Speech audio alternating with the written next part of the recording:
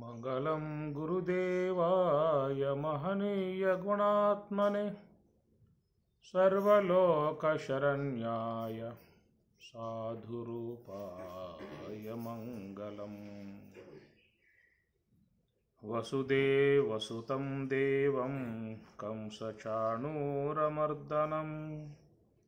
దేవకీ పరమానందం కృష్ణం వందే జగద్గురుం. భగవద్గీత 4వ అధ్యాయము జ్ఞానయోగము. శ్రీ భగవానువాచ ఇమం వివస్వతే యోగం ప్రోక్తవాన్ అహం అవ్యయం వివస్వాన్ మనవే ప్రాహ మనుః విశ్వాకవే అబ్రవీత్తు ఏవం పరంపరా ప్రాప్తం ఇమం రాజర్షయో విదుః సకాలే నేహ మహతా యోగో నష్టః పరంతప సయేవాయం మయా తేద్య యోగః ప్రోక్తః పురాతనః భక్తోऽసి మే సఖా చేతి రహస్యం హి ఏతత్ ఉత్తమం. 4వ అధ్యాయంలో మొదటిగా స్వామివారు తన యొక్క ప్రతిష్టాత్మకమై ఉన్నటువంటి యోగతత్వాన్ని గురించిన ప్రస్తావన, ఎక్కడి నుంచి ఈ జ్ఞాన గంగ యోగ గంగ ప్రవహిస్తుందో అంశాన్ని స్వామివారి శ్లోకాలలో ప్రస్తావించటం జరిగింది. మనం ఆ విషయమై యోగం అనేటువంటి అంశం మీద చాలా సుదీర్ఘమైనటువంటి యొక్క విచారణ చేసుకోవటం కూడా జరిగింది. పురాతనమై ఉన్నటువంటి యొక్క ఈ యోగము అని చెప్పని ఆ విషయం మీద మనం నిన్న కూడా లోకేస్మిన్ ద్విధా నిష్ఠ, 2 విధములుగా ఆ నిష్ఠ ఉందనేటువంటి విషయాన్ని కూడా ప్రస్తావించుకుంటూ దాంట్లోనే మహావాక్యములు కూడా ఇమిడి ఉన్నాయనేటువంటి విషయం కూడా చెప్పుకోవడం జరిగింది. మహావాక్యములు అనుభవ రూపమై ఉన్నటువంటివి, నివృత్తి మార్గములో పయనించేటువంటి వారికి అనుభవమునకు వచ్చేటువంటివి మహావాక్యములు అని, మిగతావన్నీ కూడా అవాంతర వాక్యములుగానే చెప్పటం జరుగుతుంది. కనుక ఈ విధముగా మరి యోగ సంబంధమై ఉన్న అంశాన్ని మనకి శ్రీ స్వరాజ్యాశ్రమములో ప్రధానముగా అందరూ కూడా పాటించే విధానము. లక్ష్మణార్యులు, పూజ్యశ్రీ బ్రహ్మశ్రీ జగద్గురు వేంత లక్ష్మణార్యులు ప్రతిష్టాత్మకముగా విషయాలను చాలా స్పష్టముగా తెలియజేసినటువంటి యొక్క విషయము ఉపనిషత్తులలో ఉన్నటువంటి యొక్క అంశమే భగవంతుడు భగవద్గీతలో సులభముగా అందించినటువంటిది.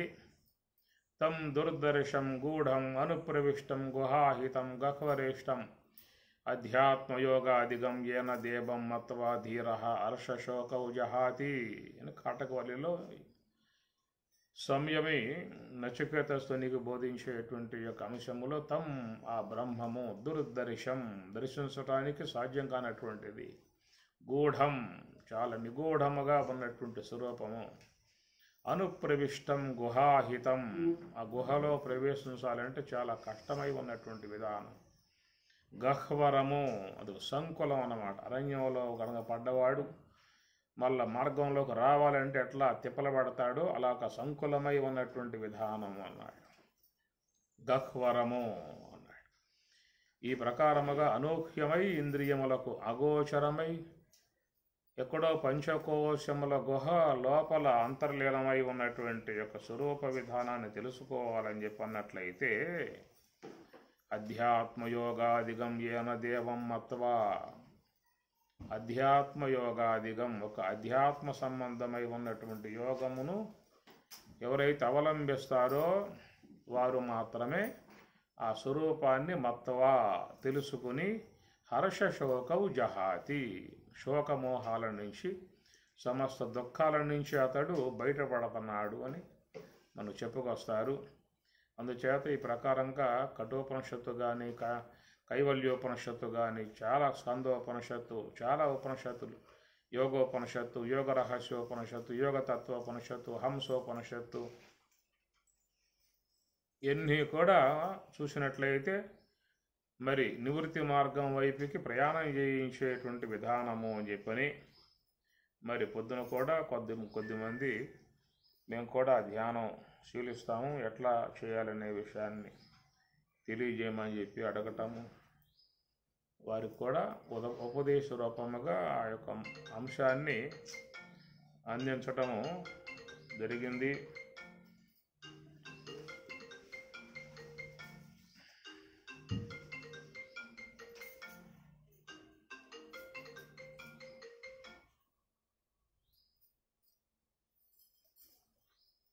దగ్గర పెట్టుకో.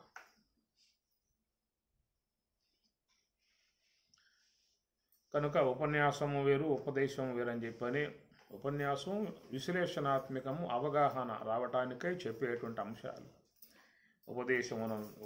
ఉపన్యాసమునందు ఉండగా దానిని ఒక సాధనాపూర్వకంగా సాధించటానికి ఆ మార్గ నిర్దేశాన్ని తెలియజేసేది ఉపదేశం అనేది. అది అనాదిగా గురువులు చేస్తున్నటువంటి యొక్క అంశం కాబట్టి అట్లాగా దాన్ని తీసుకోవాల్సి ఉంటుంది, చెప్పించుకోవాల్సి ఉంటుంది. ఎందుకు గురువు యొక్క ఆవశ్యకత అని చెప్పనంటే, ఎక్కడెక్కడ ఎప్పుడెప్పుడు ఏ సందేహం కలుగుతుందో ధ్యానములో ఆ విషయాలను క్లారిటీ చేసుకుంటూ ముందుకు పోవాల్సినటువంటిది ఉంటుంది ముఖ్యంగా. ఎందుకంటే ఉపదేశం పొందినటువంటి వాళ్ళందరిలో ఒకే సంస్కారం ఉండదు, వివిధ రకాలైన సంస్కారాలు ఉంటాయి వాళ్ళల్లో. కొంతమందికి ఎమ్మటే ధ్యాన విధానం వస్తుంది, కొంతమందికి రాదు, చాలా ఇబ్బంది పడే పరిస్థితిగా ఉంటుంది. కనుక మేము దీన్ని చేయలేకపోతూ ఉన్నాం, మీరు చెప్పిన మార్గం ఉండలేకపోతున్నాం అనేటువంటిదిగా వాళ్ళు విన్నవించుకున్నప్పుడు వారికి మరొక ప్రత్యామ్నాయ మార్గాన్ని కూడా చెప్పే విధానం ఉంటుంది. దానికే పరమాత్మ భగవద్గీత 6వ అధ్యాయంలో ఉపాయత అనే పదం వాడతాడు. అసంయతాత్మన యోగ దుష్ప్రాప ఇది మే మతి వశ్య ఆత్మ యతత శక్య ఆప్తం ఉపాయత. అసంయతాత్మన యోగ, ఎవరైతే యోగము ద్వారా మనస్సుని సంయమనము చేయరో, నివృత్తి మార్గం వైపుకు ప్రయాణం చేయరో, అలాంటి వారు అది పొందటానికి సాధ్యము కాదని అంటాడు. దుష్ప్రాప ఇది మే మతి, నా అభిప్రాయంగా చెప్పాల్సి వస్తే దుష్ప్రాప, ఎప్పటికీ వాళ్ళ స్వరూపాన్ని వాళ్ళు చేరుకునే అవకాశాలు లేవు.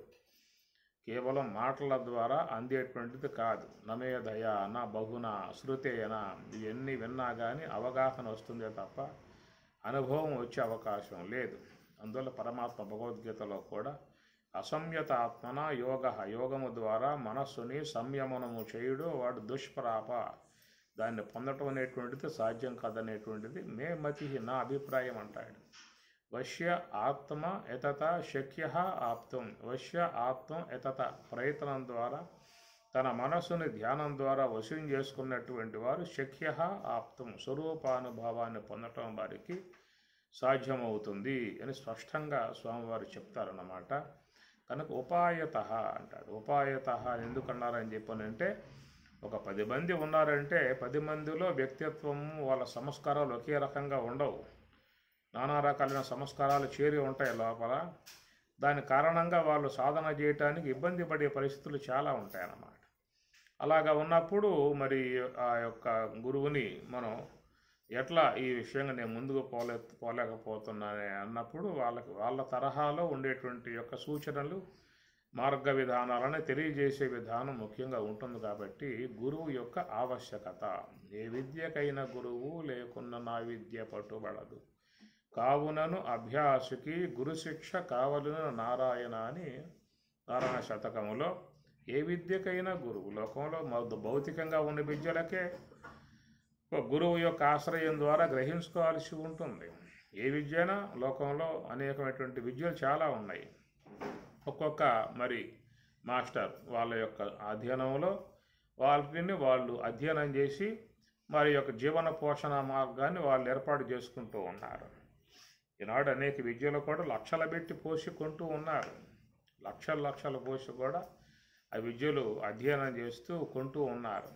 కాబట్టి ఈ ప్రకారంగా ఇదొక బ్రహ్మ విద్య, సర్వోన్నతమై ఉన్నటువంటి విద్య, జీవితాన్ని పావనం చేసేటువంటి విద్య, జీవితాన్ని ధన్యత చేసేటువంటి విద్య, జీవుణ్ణి ఉద్ధారకం చేసి బ్రహ్మములో చేర్చేటువంటి యొక్క అంశముగా ఒక సర్వోన్నతమై అధ్యాత్మ విద్యానాం, అన్ని విద్యలలో కల్లా అధ్యాత్మ విద్యయే విద్య అని స్వామివారు కూడా చెప్తారు. కాబట్టి అలాంటి ఆ విద్యను అధ్యయనం చేసేటువంటి వాళ్ళు ప్రధానంగా సరైనటువంటి యొక్క మార్గాన్ని, ఎవరైతే సరైనటువంటి యొక్క మార్గాన్ని తెలియజేసేటువంటి వాళ్ళు దక్కినప్పుడు, లభించినప్పుడు వాళ్ళ ద్వారా దాన్ని తీసుకుని ఆ మార్గంలో ప్రయాణం చేసే విధానం కూడా చాలా జీవితానికి ముఖ్యమై ఉండేటువంటి యొక్క అంశము.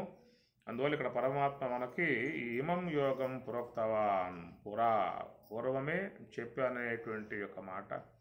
కాబట్టి యోగం యొక్క అంశాన్ని మనకి అందరూ ఈ విషయాన్ని పాటించిన అంశం మనం గతంలో తొలిలోనే చెప్పుకున్నాం.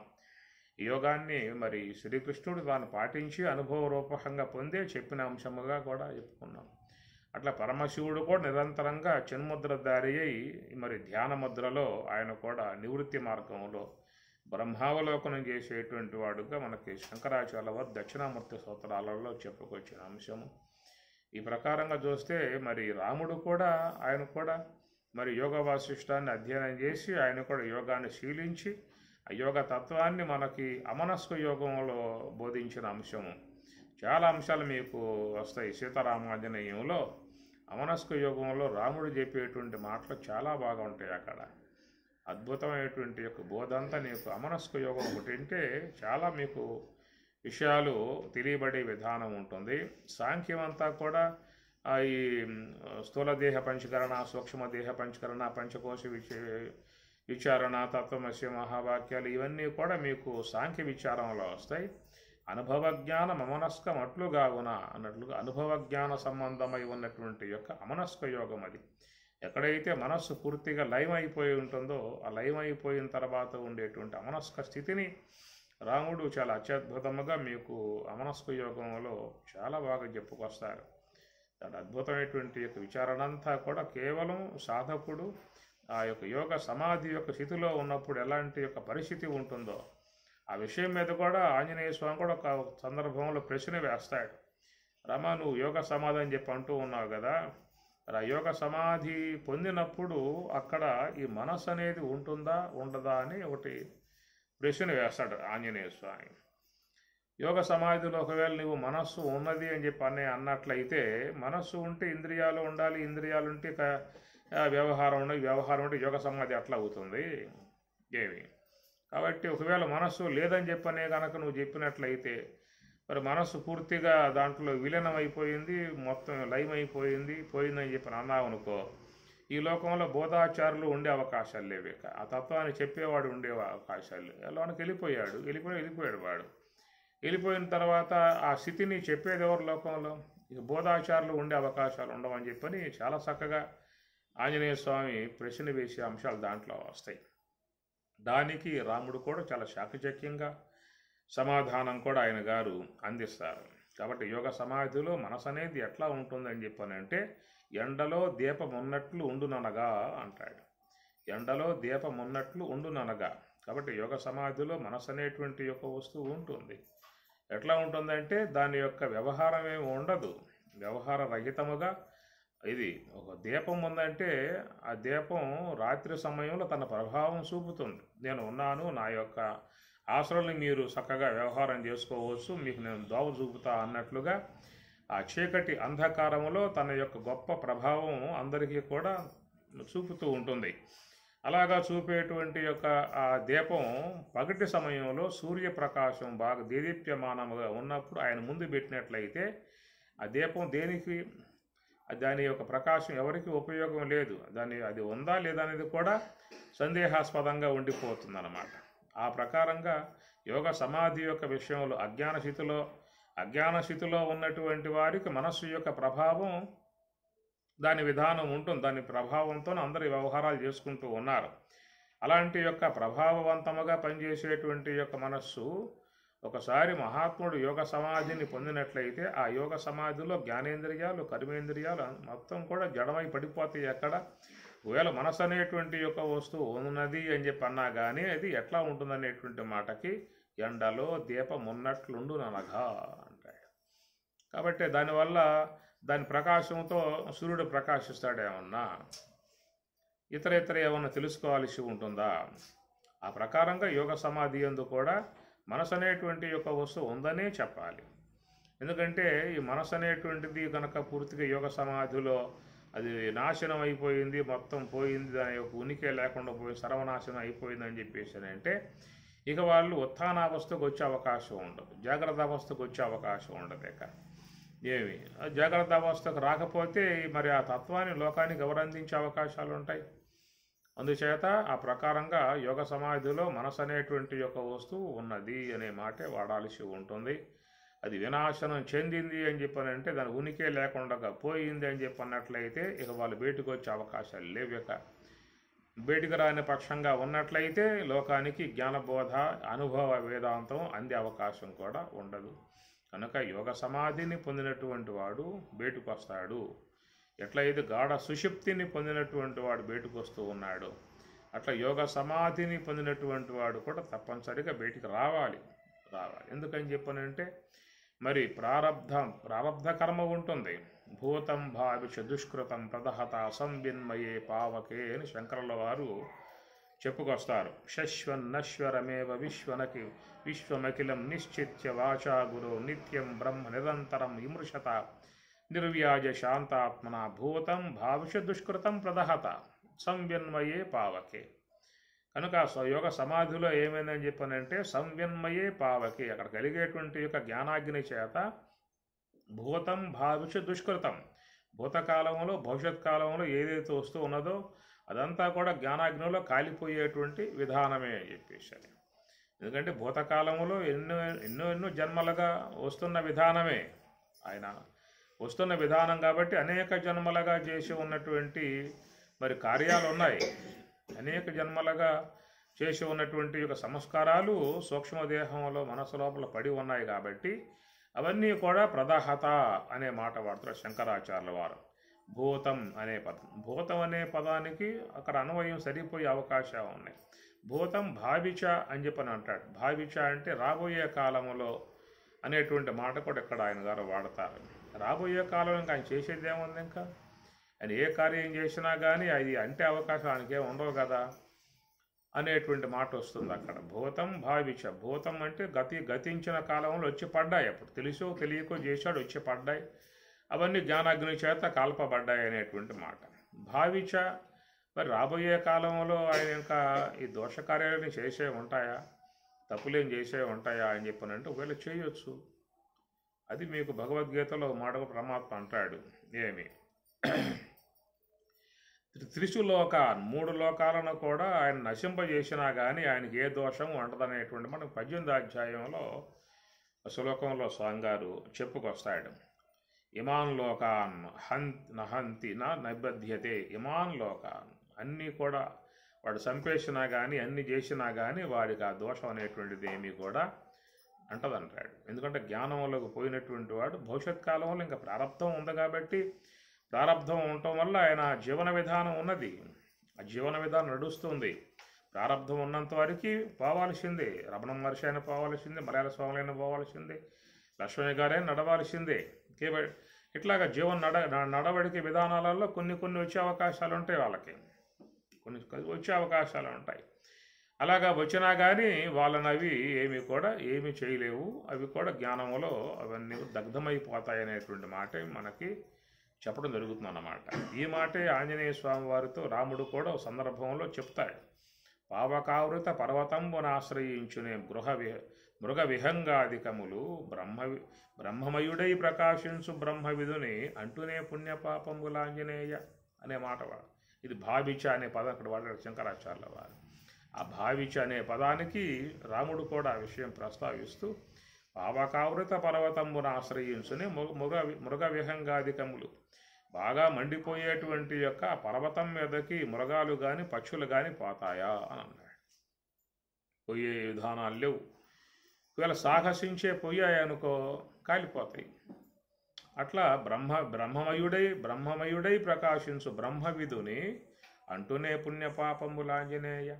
ఆ విధముగా ఎప్పుడూ కూడా ధ్యానం చేస్తూ యోగం చేస్తూ ఆ జ్ఞాన మార్గములో ఉన్నటువంటి వాడు ఒకవేళ ఏమన్నా చేయనిగాక చేసినా కానీ అవన్నీ రావు, లోపలికి రావటానికి వీలు లేదు. ఒకవేళ వచ్చినా కానీ మొత్తం ఆ పక్షుల్లాగా ఇవి కూడా కాలిపోతాయని చెప్పనే మాట చక్కటి ఉదాహరణగా రాముల వారు చెప్తాడు ఆంజనేయ స్వామికి.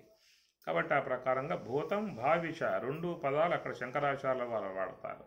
భూతకాలంలోను భవిష్యత్ కాలంలో ఉన్నటువంటివన్నీ సూక్ష్మదేహంలో పడేటువంటి కర్మలు, అటు సంచిత కర్మ కావచ్చు, ఆగామి కర్మ కావచ్చు. ఆగామి కర్మ ఎందుకని చెప్పనన్నామంటే ప్రారంధం ఉంది ఇక్కడ. ఏమి ప్రారంధం అనేటువంటిది నశింపబడదు. భూతం భావిష గతంలో చేసిన సంచిత కర్మాదులు దగ్ధం చేయబడతాయి అని చెప్పేసి అని. అట్లనే భావిష రాబోయే కాలంలో చేసేటువంటి కార్యాల సంబంధమై వచ్చేటువంటి దోషాలు ఏమన్నా వచ్చి పడ్డాగా అవి కూడా కాలిపోతాయి అని చెప్పని. భూతం భావిష దుష్కృతం ప్రదహత సంవిన్మయే పావకే ప్రారబ్ధాయ సమర్పితం సోపు. ఈ ప్రారబ్ధం అనబడేటువంటిది మాత్రం అది అట్లాగే ఉండే విధానము అని చెప్పి అన్నారు. అది విడిసిన బాణం లాంటిది. విడిసిన బాణం లాగా అది వచ్చేసింది. ఆ కర్మ అనేది ఆ సంచిత కర్మ నుంచి విడబడి ప్రారబ్ధ రూపము దాల్చి వచ్చేసింది. ఆ వచ్చేసిన విధానంలో ఎంతవరకు ఈ దేహం అనేటువంటి బాణం పోవాలో వెళ్ళిపోతుంది. అది విడిసిన బాణంలో వేగం ఉంటుంది. విడిసిన బాణంలో వేగం ఉంటుంది. ఆ వేగ బలం ఉన్నంత వరకు ఆ బాణం పోతానే ఉంటుంది అన్నమాట. ఒకవేళ ఆయనకి పశ్చాత్తాపం కలిగినట్లయితే అంబులు పొదిలో ఉన్న బాణాలు కాల్చి వేసుకోవచ్చు, కొట్టవచ్చు, ఏదైనా చేసుకోవచ్చు వాడు. కానీ పోయిన బాణం ఏం చేస్తాక, విడిసిన బాణం ఏం చేస్తా? అందువల్ల ఇక్కడ సాధన చేత, యోగము చేత, జ్ఞానాగ్ని చేత, బ్రహ్మాగ్ని చేత మరి ఆ యొక్క లోపల ఉన్నటువంటి సూక్ష్మదేహం ఉన్నటువంటి యొక్క వాటిని జ్ఞానాగ్ని ద్వారా కాల్చివేశాడు. కానీ ఇది వెళ్ళిపోయింది, బాణం వచ్చేసిందాక. వెళ్ళిపోయిన బాణం వెళ్ళిపోతుంది కది. ఎంతవరకు ఆ ప్రారంధం యొక్క వేగం ఉంటుందో ఆ వేగం ఉన్నంతకాలం వెళ్ళిపోతుంది. ఒక రకంగా చూసినట్లయితే అది ప్రారంధ కర్మ అనేది అట్లాగా మిగిలి ఉండటం యొక్క విషయం కూడా చాలా వరకు మనకి చూసినట్లయితే ఒక అదృష్టంగా భావించుకోవచ్చు.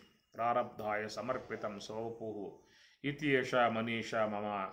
కాబట్టి ఆ ప్రారబ్ధ కర్మ అనేటువంటిది కాలిపోకుండా అది ఉండటం అనేది కూడా చాలా సాధకులై ఉన్నటువంటి వారు, భక్తులై ఉన్నటువంటి వారు, జిజ్ఞాస కలిగి ఉన్నటువంటి వారు, ముముక్షత్వం కలిగి ఉన్నటువంటి వారు, భక్తులై ఉన్నటువంటి వాళ్ళ పాలిట ఒక వరం అన్నమాట. అది ఆయన సేవించుకునే భాగ్యం వాళ్ళకు ఉంది కదా. ఎప్పుడైతే సంచిత కర్మ నశింపబడిందో, ప్రారంధం ఆపూడతో పోయిందో అని చెప్పానంటే నీకెవరే కదా, నీ శరణ్యం ఎవరు, నీ గురువు ఎవరే, నీ చెప్పేది వాడు ఎవడే కాదు. వెళ్ళిపోయాడు ఆయన గారు, పొందాడు, వెళ్ళిపోయాడు. మరి ఆ యొక్క అనుభవం అనేటువంటి యొక్క అంశాన్ని నీకు ఉపదేశించాలన్నా, చెప్పాలన్నా, నిన్ను మార్గం నడపాలని చెప్పనన్నా ఆయన ఉండాలి కదా.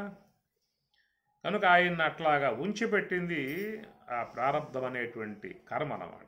అది భక్తులై ఉన్న, జిజ్ఞాసులై ఉన్న ఈ లోకానికి అదొక అదృష్టమైనటువంటి వరం. ఆ ప్రారబ్ధానికి నమస్కారం చేసుకోవచ్చు. ఆ స్వామిగారులు ఏ ప్రారబ్ధం మిగిలి ఉన్నదో ఆ ప్రారబ్ధానికి ముందు నమస్కారం చేసి తర్వాత స్వామికి నమస్కారం చేసుకుంటే కూడా మంచిదే. అమ్మ నువ్వు ఉండబట్టి ఈయన ఉన్నాడు, లేకపోతే ఎప్పుడు వెళ్ళిపోయేవాడు, మా దక్కకుండా వెళ్ళిపోయేవాడు ఈయన గారు. నువ్వు ఉన్నావు కాబట్టి ఈయన ఉన్నాడు, కాబట్టి నీకు నమస్కారం ముందుగా, తర్వాత స్వామి గారికి నమస్కారం అన్నటువంటి కోణం అన్నమాట. కాబట్టి ఆ ప్రకారముగా ప్రారబ్ధాయ సమర్పితం సోవపు ఇతియేష మనీష మమ. ఆ ప్రకారంగా లోన ఉన్నటువంటి సంచిత కర్మాదులను నశింపజేయగలిగేటువంటి యొక్క సామర్థ్యం కలిగి ఉన్నటువంటిది యోగం. కాబట్టి స్వామిగారు ఇక్కడ అనాదిగా ఉన్నటువంటి యొక్క అంశాన్ని నేను ఇక్కడ నీకు చెప్పడం జరుగుతుందనేటువంటి మాట తీసుకురావటం చాలా ఉదాత్తమై ఉన్నటువంటి యొక్క విషయము. దీన్ని తప్పనిసరిగా శీలించాల్సి ఉంటుంది. మనం చాలా వరకు జీవితాన్ని వేరే కార్యక్రమాలు, వేరే వాటి కోసం సమయాన్ని చాలా హెచ్చిస్తూ ఉన్నాం. సరైనటువంటి యొక్క మార్గం ఉపనిషత్తులు బోధిస్తూ ఉన్నప్పుడు సాక్షాత్ శ్రీమన్నారాయణుడి వైకుంఠవాసుడే అక్కడిని దిగి వచ్చి మనకు దీనికి ఉపనిషత్తుల యొక్క సార విషయాన్ని అందించినప్పుడు దాని మీద ఎందుకు మనం మక్కువ కలగదు, దాని మీద ఎందుకు మనస్సు రాదు. కాబట్టి వేరే ఏవైతే ఉన్నాయో వాటి మీదకి మనసు పోయి వాటికే చాలా సమయాన్ని మనం హెచ్చిస్తున్నామా అనేటువంటి విషయం కూడా మనం ఆలోచించుకోవాల్సి ఉంటుంది. అని చెప్తుంది ఒకటే, పరమాత్మ ఉత్తరగీతలో అయితే చాలా బాగా చెప్పాడు ఈ విషయాలని. ఆసీనోవా శయానోవా గచ్చన్ తిష్టన్ సదా అశుచి సర్వకాల ప్రయత్నేన యోగయుక్తో భవార్జున అని చెప్పని అంటాడు. ఆసీనోవా ఆసీతు ఆగి ఉన్నావా, శయానోవా పడుకుని ఉన్నావా, తిష్టన్ నిలబడి ఉన్నావా, గచ్చన్ నడుస్తూ ఉన్నావా, సర్వకాల ప్రయత్నేన యోగయుక్తో భవార్జున. కాబట్టి యోగానికి అక్కడ నియమాలు మీకేం చెప్పలేదు. ఉదయం పూట ధ్యానం చేయండి, సాయంత్రం పూట ధ్యానం చేయండి, పారమాలిటీగా చెప్పే అంశం అన్నమాట. కానీ మనం శాస్త్రంలో చెప్పే విషయం ఏంటంటే నీకు ఎప్పుడెప్పుడు అవకాశాలు ఉంటాయో అప్పుడప్పుడల్లా నీ యొక్క అవకాశం నువ్వు వాడుకోవచ్చు. నీ అవకాశాన్ని వాడుకోవచ్చు. ఇప్పుడు కూర్చున్నావు అనుకో, ఇప్పుడు బస్సులో ప్రయాణం చేస్తున్నావు, 2 గంటలు పడుతుంది ఈ ఊరు పోవటానికి, నీకు మంచి సమయం అది. అక్కడ నీకు పనులు గిల్లు ఏమి లేవు, ఏ అప్లికేషన్ లేదు కనుక నువ్వు ఆ సమయాన్ని వాడుకోవచ్చు. కానీ ఏంటంటే వీడు పక్కవాడిని గెలుతాడు, ఏమో మాట్లాడబోయేమన్నా ఈ రాజకీయ విషయాలు ఏమిటి, ఎట్లా ఉంది దేశం పరిస్థితి, ఎట్లా ఉంది, కేంద్రం ఏమంటా ఉంది అని ఇట్లాగా 1 గంట సేపు లాగిచ్చేస్తారు. ఆ పని ఇంకొక గంట మిగిలిపోతుంది. ఇంకా సరే ఇండియా పని అయిపోయింది కదా, అమెరికాలో ఎట్లా ఉంది పరిస్థితులు అని అక్కడ పోతారు. మళ్ళీ లేనిపోని యాసంగాలు పెట్టుకుని మన సమయం అంతా కూడా పాడు చేసుకోవడం లాంటిది చేస్తూ ఉన్నాం. మనకు సమయం చాలా గొప్పది, కాలం చాలా గొప్పది. కాలం ఈశ్వర స్వరూపుడు. ఆ కాలాన్ని మన యొక్క ఆత్మోన్నతికి వినియోగించుకున్నట్లయితే చాలా ఉపకరిస్తుంది. ఆ కాలమే అమృతం, కాలమే మృత్యువు. కాల విలువ తెలుసుకున్నాము అంటే ఆ కాలం అమృతం. కాల విలువ తెలియకుండా నడుచుకున్నాము అంటే ఆ కాలం నీ పర్యటన మృత్యువు. ఆయుష్ను లాగి పారేస్తుంది ఆ పని, మృత్యు గుహలోకి తోసి పారేస్తుంది ఆ పని. అందుచేత ఇక్కడ వివేకం చాలా అవసరం మనకి. ఆ వివేకం ఉన్నట్లయితే మనం చాలా అతి త్వరగా ఉన్నత స్థాయిల్లోకి పోయే అవకాశాలు లాంటివి ఉంటాయన్నమాట. అందువల్ల మీకు ఉత్తరగీతలో చాలా విషయాలు వస్తాయి. భగవద్గీతలో కూడా స్వామివారు తస్మాత్ సర్వేషు కాలేషు యోగయుక్తో భవార్జున అనే మాట కూడా ఆయన వాడతాడు. నైతే శృతి పార్థజానం యోగి ముఖ్యతి కశ్చన తస్మాత్ సర్వేషు కాలేషు యోగయుక్తో భవార్జున. కాబట్టి యోగం సర్వోన్నతమైనటువంటి యొక్క యోగము, నివృత్తి మార్గంలో తీసుకుపోయేటువంటి యొక్క యోగము, స్వరూప అనుభవాన్ని పొందింపజేసే యోగము. రెండవది ఏంటంటే నువ్వు ఏ కర్మలు చేయి, ఏ యొక్క యజ్ఞాలు చేయి, పూజలు చేయి, వ్రతాలు చేయి, ఏమన్నా చేయి, ఇవన్నీ కూడా ఏంటంటే లోన ఉన్నటువంటి యొక్క సంస్కారాలన్నీ నశింపజేయలేవు. సూక్ష్మదేహములో ఏం చెప్పుకున్నా, ఎన్ని వ్రతములు చేసినా, యజ్ఞములు చేసినా, యాగములు చేసినా, పూజలు చేసినా ఇవన్నీ కూడా కాలం గడుస్తుంది. కానీ లోపల నీకు జన్మలకు హేతువై ఉన్నటువంటి యొక్క ఏ సంస్కారములు సూక్ష్మదేహంలో పడి ఉన్నాయో వాటిని మాత్రం ఏవి చేయలేవు. ఇంకా ఆ ఉన్నటువంటి వాటికి బలం చేకూర్చేయే తప్ప వాటిని నశింపజేయగలిగే సామర్థ్యం అనేటువంటిది లేదు. మన జీవత్వానికి హేతువై ఉన్నటువంటి యొక్క మూలా విద్య ఏదైతే ఉన్నదో ఆ మూలా విద్య జోలికి అసలు పోలేవి ఇవి. సూక్ష్మదేహంలో పడి ఉన్నటువంటి జన్మలకు హేతువులుగా ఉన్న కర్మవాసనలను ఏవీ చేయలేవు ఇవి. ఇంకేమన్నా చేస్తే వాటికి దగ్గరికి పోయి పక్కన కూర్చొని మీరున్నారు కదా మేము కూడా వచ్చాము, ఇద్దరం కలిసి పని పడదాం వీటిది అన్న రీతిలో తీసుకుపోతాయే తప్ప నీకు మోక్షకారకములు కావు. న కర్మణ న ప్రజయ న ధనేన త్యాగే ఏకే అమృతత్వ మానసు. ఒక త్యాగం నివృత్తి మార్గ విధానమే. ఎందుకంటే నీ సూక్ష్మదేహంలో పడి ఉన్నాయి. నీ సూక్ష్మదేహము జన్మకారకమే, కారణదేహము జన్మకారకమే. కారణదేహం అజ్ఞానం, అజ్ఞానం వల్ల దేహాలు వస్తాయి. సూక్ష్మదేహంలో పడ్డ కర్మవాసనలు అవేం చేస్తాయి అంటే ఆ వచ్చే దేహానికి వీడికి ఎక్కడ పుట్టిద్దామని ఆలోచిస్తాయి కర్మవాసనలు. అసలు జన్మకారకం అజ్ఞానం మూలావిద్య. ఆ వచ్చే జన్మకి ఏంటంటే లోన ఉన్న కర్మవాసనలు సిటీలో పడేద్దామా, కుగ్రామంలో పడేద్దామా, మానవ దేహంలో పడేద్దామా, పశు దేహంలో పడేద్దామా అని నిర్ణయించేవి కర్మవాసనలు అన్నమాట. కాబట్టి ఈ ప్రకారంగా ఉన్నటువంటివన్నీ కూడా జన్మకారకములుగా ఇవి పెరిగిపోయే అంశములే తప్ప ఈ మోక్షకారకములు కావు, జీవోద్ధరణ చేసేటువంటివి కావు. అంటే చెయ్యిమాక అనేటువంటి మాట కాదు. తాత్విక శాస్త్ర కోణంలో చూసినట్లయితే మనకి ఈ భావం మనకు అక్కడ గోచరిస్తున్నటువంటి యొక్క అంశము. అందువల్ల పరమాత్మ భగవద్గీతలో మీకు పోయిన కొద్దీ యోగం అవికంపేన యోగేన యుజ్యతే నాత్ర సంశయ అభ్యాస యోగయుక్తేన చేతసా నాణ్యగామిన పరమం పురుషం దివ్యం ఏతి పార్థాలు చింతాయి. అభ్యాస యోగయుక్తి అని ఎన్ని పదాలు వాడతాడు గీతలో ఆయన గారు. అనేక సందర్భాలలో అనేక పదాలతో మళ్ళీ మళ్ళీ మళ్ళీ చెబుతుంటాడు ఆయన గారు.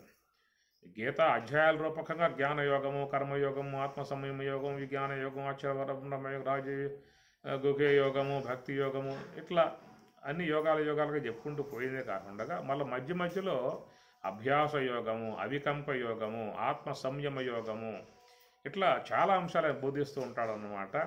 ఎందుకు ఇంత ప్రగాఢముగా బోధించడంలో గల కారణం ఏంటంటే దీనివల్ల సర్వోన్నతమై ఉన్నటువంటి యొక్క ఉన్నతిని పొందింపజేసే అంశం అనేటువంటిది ఉన్నది కాబట్టి ఆయన గారు పదే ఆయన దానిని చాలా మక్కువగా, చాలా ఇష్టముగా, చాలా తేలిగ్గా ఉన్న అంశం కదా ఇది. పొద్దున్న లెగిస్తే నీకేమని చెప్పండి, స్నానం చేసావా, గమ్మున కూర్చున్నావా, ఒక్క క్షణం నీకు వృధాగా పోదు కదా. నిశ్చలంగా ఉండిపోతాం, మనస్సు బాగా ప్రశాంతం అవుతుంది, మనసులో ఉన్న దోషాలన్నీ తొలగిపోతాయి, కర్మవాసనలన్నీ కడగబడతాయి, లోన ఉన్న అజ్ఞానం అంతా కూడా మొత్తం తొలగింపజేయబడుతుంది. స్వరూపం దగ్గరికి వెళ్ళిపోతున్నావు, బ్రహ్మం వద్దకు వెళ్ళిపోతూ ఉన్నావు. ఆ బ్రహ్మమే కదా సకల దేవతలు ఆరాధిస్తుంది, ఆ బ్రహ్మమే సకల దేవతల అధిష్టానముగా ఉన్నది. అంభోజాసనుడాదిగా తృణ పర్యంతంబు విశ్వాత్ముడై ఉండు ప్రోఢ విపుల స్తంభంబునందుండడే స్తంభాంతరగతుడై ఉండుటకునే సందేహము లేదు. నిర్దంబత్వంబున నేడుగానబడు ప్రత్యక్ష స్వరూపంబున అంభోజాసనుడాదిగా తృణపర్యంతంబు విశ్వాత్ముడై ఉండ. తృణపర్యంతము గడ్డిపోస నుంచి బ్రహ్మ వరకు సకల దేవతలలో వ్యాపకమై ఉన్నటువంటి యొక్క స్వరూపం అని చెప్పనేటువంటి మాట అది అద్భుతముగా మీకు భాగవతం సప్తమ స్కందంలో ఇలాంటి మాటలన్నీ కూడా వస్తూ ఉంటాయన్నమాట. కాబట్టి దీన్ని చాలా వరకు గమనించుకోవాల్సి ఉంటుంది, గ్రహించుకోవాల్సి ఉంటుంది. ఈనాడు మన యొక్క భారతదేశంలో బోధకులుగా, గురువులుగా ఉన్నటువంటి వారు ఈ సొంత వ్యవహారం చేయకుండా, సొంత మాటలు కాకుండా, సొంత పైత్యం కాకుండా ఒక భగవద్గీతను సరిగ్గా అర్థం చేసుకుని కృష్ణ పరమాత్మ చెప్పినటువంటి యొక్క అంశాన్ని లోకానికి వాళ్ళు ప్రతినిధులుగా, పరమాత్మకు ప్రతినిధులుగా, బంటులుగా ఉండి అందించగలిగితే సాధకులై ఉన్నటువంటి వాళ్ళ జీవితాలు పవిత్రమవుతాయి, పావనమవుతాయి. అని చెప్పటం లేదు. సొంత వ్యవహారాలు చేస్తూ ఉన్నారు, సొంత బుద్ధులు ఉపయోగిస్తున్నారు, సొంత మాటలు ఉపయోగిస్తున్నారు, దీన్ని పక్కన పారేస్తున్నారు. నిజంగా చూస్తే ఇస్లామిక్ వాళ్ళు ఖురాన్ షరీఫ్ని ఎంత ప్రాణంగా వాళ్ళు భావిస్తారు, ప్రతి అక్షరాన్ని దాంట్లో పూజ్యముగా తీసుకుంటారు. రెండో మాట వాళ్ళు మాట్లాడరేక, అంటే వాళ్ళ సిద్ధాంత ప్రకారంగా వాళ్ళు ఉన్న విషయం చెబుతున్నాను అన్నమాట. అది ఒక పవిత్రమైన గ్రంథముగా ఎంత పూజ్యత అని చెప్పనంటే వాళ్ళు మసీదులో ఉన్నత స్థానంలో అట్లా దాన్ని పెట్టేస్తారు. మనకు కూడా భగవద్గీత మీద అంత పవిత్ర భావం లేదేమనిపిస్తుంది.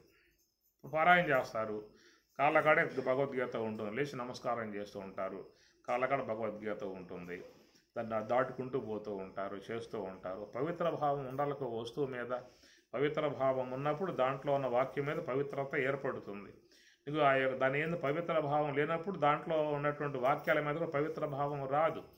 యాంత్రిక విధానముగా మనం పోవటం అవుతుంది తప్ప దాని యొక్క ఇలువలను మన మనసు లోపల నింపుకోవాలి. ఆ ఇలువలు నింపుకున్నప్పుడు దాని ఇలువవంతముగా చూసినప్పుడు దానిని జీవితంలో ఎంతో భక్తి శ్రద్ధలతో పాటించే అవకాశం అనేది కూడా ఉంటుందన్నమాట.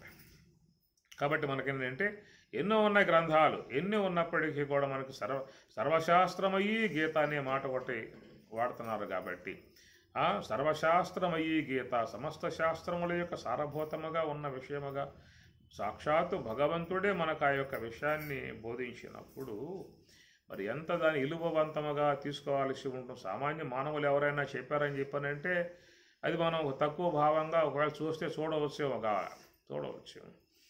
మరి అంతటి భగవంతుడే మరి ఆయన గారు అవతారముగా వచ్చి మనకి ఎంతో సర్వోన్నత భావనగా చెప్పినటువంటిది. కాబట్టి ప్రధానముగా భారతదేశంలో అందరూ కూడా ఒక పవిత్ర భావనగా భగవద్గీతని పరమ ప్రామాణికముగా తీసుకుని ఆ ఒక్క గ్రంథాన్ని వివరించి చక్కగా చెప్తే చాలు, మిగతా పెద్దగా అవసరం లేదు.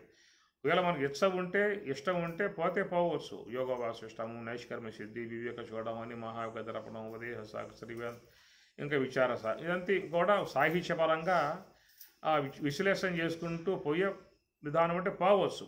కానీ మనిషి ఇక్కడ ఆగాలి, భగవద్గీత కాడ ఆగాలి, ఆ సిద్ధాంతం కాడ ఆగాలి, ఆయన చెప్పే మాటల బాగా అవగాహన చేసుకోవాలి. ఆయన చెప్పేటువంటి యొక్క మార్గాన్ని అవలంబించగలిగితే నిజంగా జీవితాలు చాలా పవిత్రత పొందే అవకాశం ఉంటుంది, ధరించే అవకాశం ఉంటుంది. కానీ మనకేంటంటే అది కేవలం ఒక పారాయణ గ్రంథంగా పెట్టేస్తున్నాం, పారాయణం చేస్తాం, పూజ మందిరంలో పెట్టేస్తాం, మళ్ళీ మన వ్యవహారాల్లో మనం మునిగిపోతూ ఉంటాం. సరే, వాళ్ళు సామాన్య విషయం ఉన్నటువంటి వాళ్ళ విధానం అట్లా కావచ్చు. కానీ బోధకులుగా ఉన్నవాళ్ళు, ప్రచారకులుగా ఉన్నవాళ్ళు మరి వాళ్ళకి ఏమైతే చెప్పండి, ఆ గీతలో ఉన్నటువంటి యోగాన్ని ఆ లోకానికి బోధించు. ఆయన చెప్పాడు గీతలో కర్మయోగము, జ్ఞానయోగము, ఆత్మ సంయమ యోగం, ఎంత అద్భుతమైనటువంటి యొక్క యోగం. దాంట్లో మనసును సంయమనము చేసేటువంటి విధానం, ఆ మనసు నివృత్తి మార్గంలో పయనింపజేసే విధానము. లోకములో అందరూ కూడా మనస్సుని లయింపచేయాలనేటువంటి అపేక్ష ప్రతి ఒక్కరిలో కూడా స్వతసిద్ధముగా అజ్ఞాన కోణములో తెలియంతనం కోణములో అది ఏర్పడే ఉన్నది. మనస్సుని లయింపచేయాలనేటువంటి యొక్క భావన లోకములో ప్రతి ఒక్క వ్యక్తిలో వాస్తవం తెలియనిటువంటి అజ్ఞాన కోణములో, తెలియంతనం కోణంలో ప్రతి ఒక్కరిలో కూడా ఆ భావం ఏర్పడే ఉన్నది. కాబట్టే నువ్వు రాత్రి అయ్యింది అంటే మొత్తం పక్కన బారేసేసి చక్కగా సుఖనిద్ర రావటానికై ఉన్నటువంటి దానాలకు అన్నిటినీ కూడా సర్దుబాటు చేసుకుని అన్నిటినీ కూడా బంద్ చేసి లైట్లన్నీ కూడా ఆపేసి పక్క వాళ్ళకు కూడా చెప్పేసేసి నా జోలికి రామాకంటారా దేవుళ్ళారా అని చెప్పని దూరంగా నెట్టి పారేసేసి మనం పోతున్నాము. అంటే ఏంటి అట, మనసు అనేటువంటి యొక్క వస్తువు లేకుండా చేసుకోవటానికై చేస్తున్నటువంటి యొక్క పని. నాకు డిస్టర్బ్ చేయవద్దు, మీరే శబ్దాలు పెట్టవద్దు, నన్ను పిలవద్దు, నన్ను కేకయ్యవద్దు, తలుపు కూడా తట్టవద్దు, పొద్దున్నే వచ్చేదాకా నా తోలికి రామాకండి అంటే ఆ యొక్క మాట్లాడమా. కాబట్టి మనస్సు అనేటువంటి యొక్క వస్తువు లేనితనాన్ని కోరుకుంటున్నావా లేదా? అది నీకు వస్తేనే సంతోషం. నువ్వు పడుకున్న కాడి నుంచి అది కనుక లయం కాకపోయిందా, లోనకు పోకపోయింది తనుకులాడతావు, తలకాయ గోడకేసి బాదుకుంటాడు, పచారాలు చేస్తాడు, ఏమిరా దేవుడా అంటాడు, అరులు సాస్తాడు, నా కర్మ ఎట్లయిందని చెప్పి అంటాడు. ఒక్క పూట రాకపోతే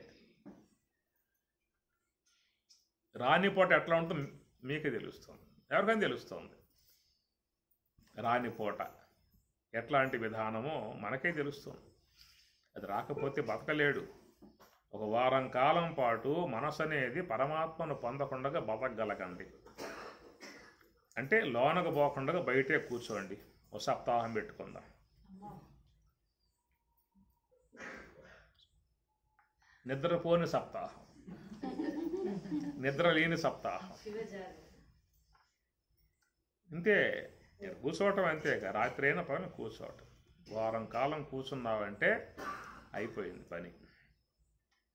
అంటే మనం మన జీవనం నిలబడి ఉన్నది అంటే భగవత్ ప్రాప్తి యొక్క ప్రాప్తిని పొందటం కారణంగా మన జీవితం నిలబడి ఉన్నది. మనం బతికి ఉన్నామంటే ఆయన పొందిన విధానం ఉంది. కాబట్టి ఆహారంతో బతుకుతున్నామా అంటే అదొక పక్షం, కానీ పరమాత్మను పొంది బతుకుతూ ఉన్నాం. ఆ స్థితిని పొందకుండా నువ్వు బతకాలంటే బతికే అవకాశాలు లేవు. ఆయన నుంచి శక్తి రావాలి. మనం పగలంతా కూడా శరీరము ద్వారా, ఇంద్రియాల ద్వారా, వ్యవహారం ద్వారా శక్తి అంతా కోల్పోతున్నాం. ఆ కోల్పోయినటువంటి యొక్క శక్తిని మళ్ళా సుషుప్తి యందు పరమాత్మ యొక్క సన్నిధికి పోయి ఆయన నుంచి మళ్ళా శక్తిని పుంజుకుని బయటకు వస్తూ ఉన్నాం. ఆయన ఆనందం పొందితేనే మన బతుకు ఉదయం చాలా సంతోషంగా, హ్యాపీగా, ఆనందంగా, ఉత్సాహంగా అన్ని కార్యాలు చాలా చకచకా చేసుకోబోతారు. నువ్వు పరమాత్మ వద్దకు పోయి వచ్చి ఉండకపోతే ఆ పూట ఏ పని నువ్వు చేయలేవు. కాళ్ళు ఆడవు, చేతులు ఆడవు, చిరాకు అవుతుంది, పక్కవాడితో కొట్లాటకపోతావు, కోపగించుకుంటావు, ఆవేశపడతావు, ఉద్వేగపడతావు, అన్నీ వస్తాయి నీకు. అప్పటికైనా కొంచెం లోనకు పోయి వచ్చావు 2-3 గంటలు, మళ్ళా సర్దుబాటు అయిపోతుంది ఎమ్మటే. ఇది కాబట్టి మనసు అనేది పరమాత్మను పొందింప చేయాలనే తలంపు తెలియకుండానే అజ్ఞాన కోణములో మానవుని యందు వాడికి వెళ్ళిపోతుంది అట్లాగా.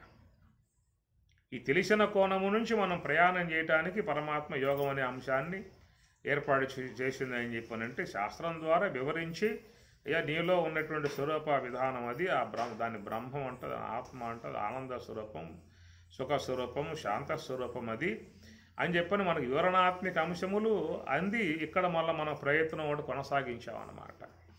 కాబట్టి యోగ మార్గము అని చెప్పారంటే ఎలుతురు మార్గంలో పోవటం, అది చీకటి మార్గంలో పోతున్నాం అంటే అవిద్యా సంబంధమై ఉన్నటువంటి యొక్క ఆవరణం వచ్చేస్తుంది అక్కడ.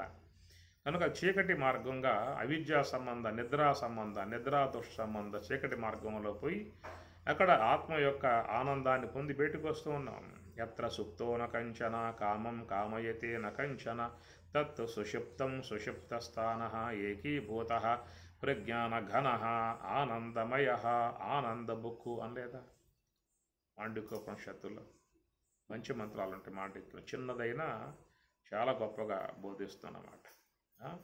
ఎత్ర సుప్తో కంచన, ఎత్ర సుప్త, ఎక్కడైతే నిద్రపోయావో, కంచన స్వప్నాలు లేవు, నకంచన కొంచెం కూడా స్వప్నాలు లేవు. ఏమి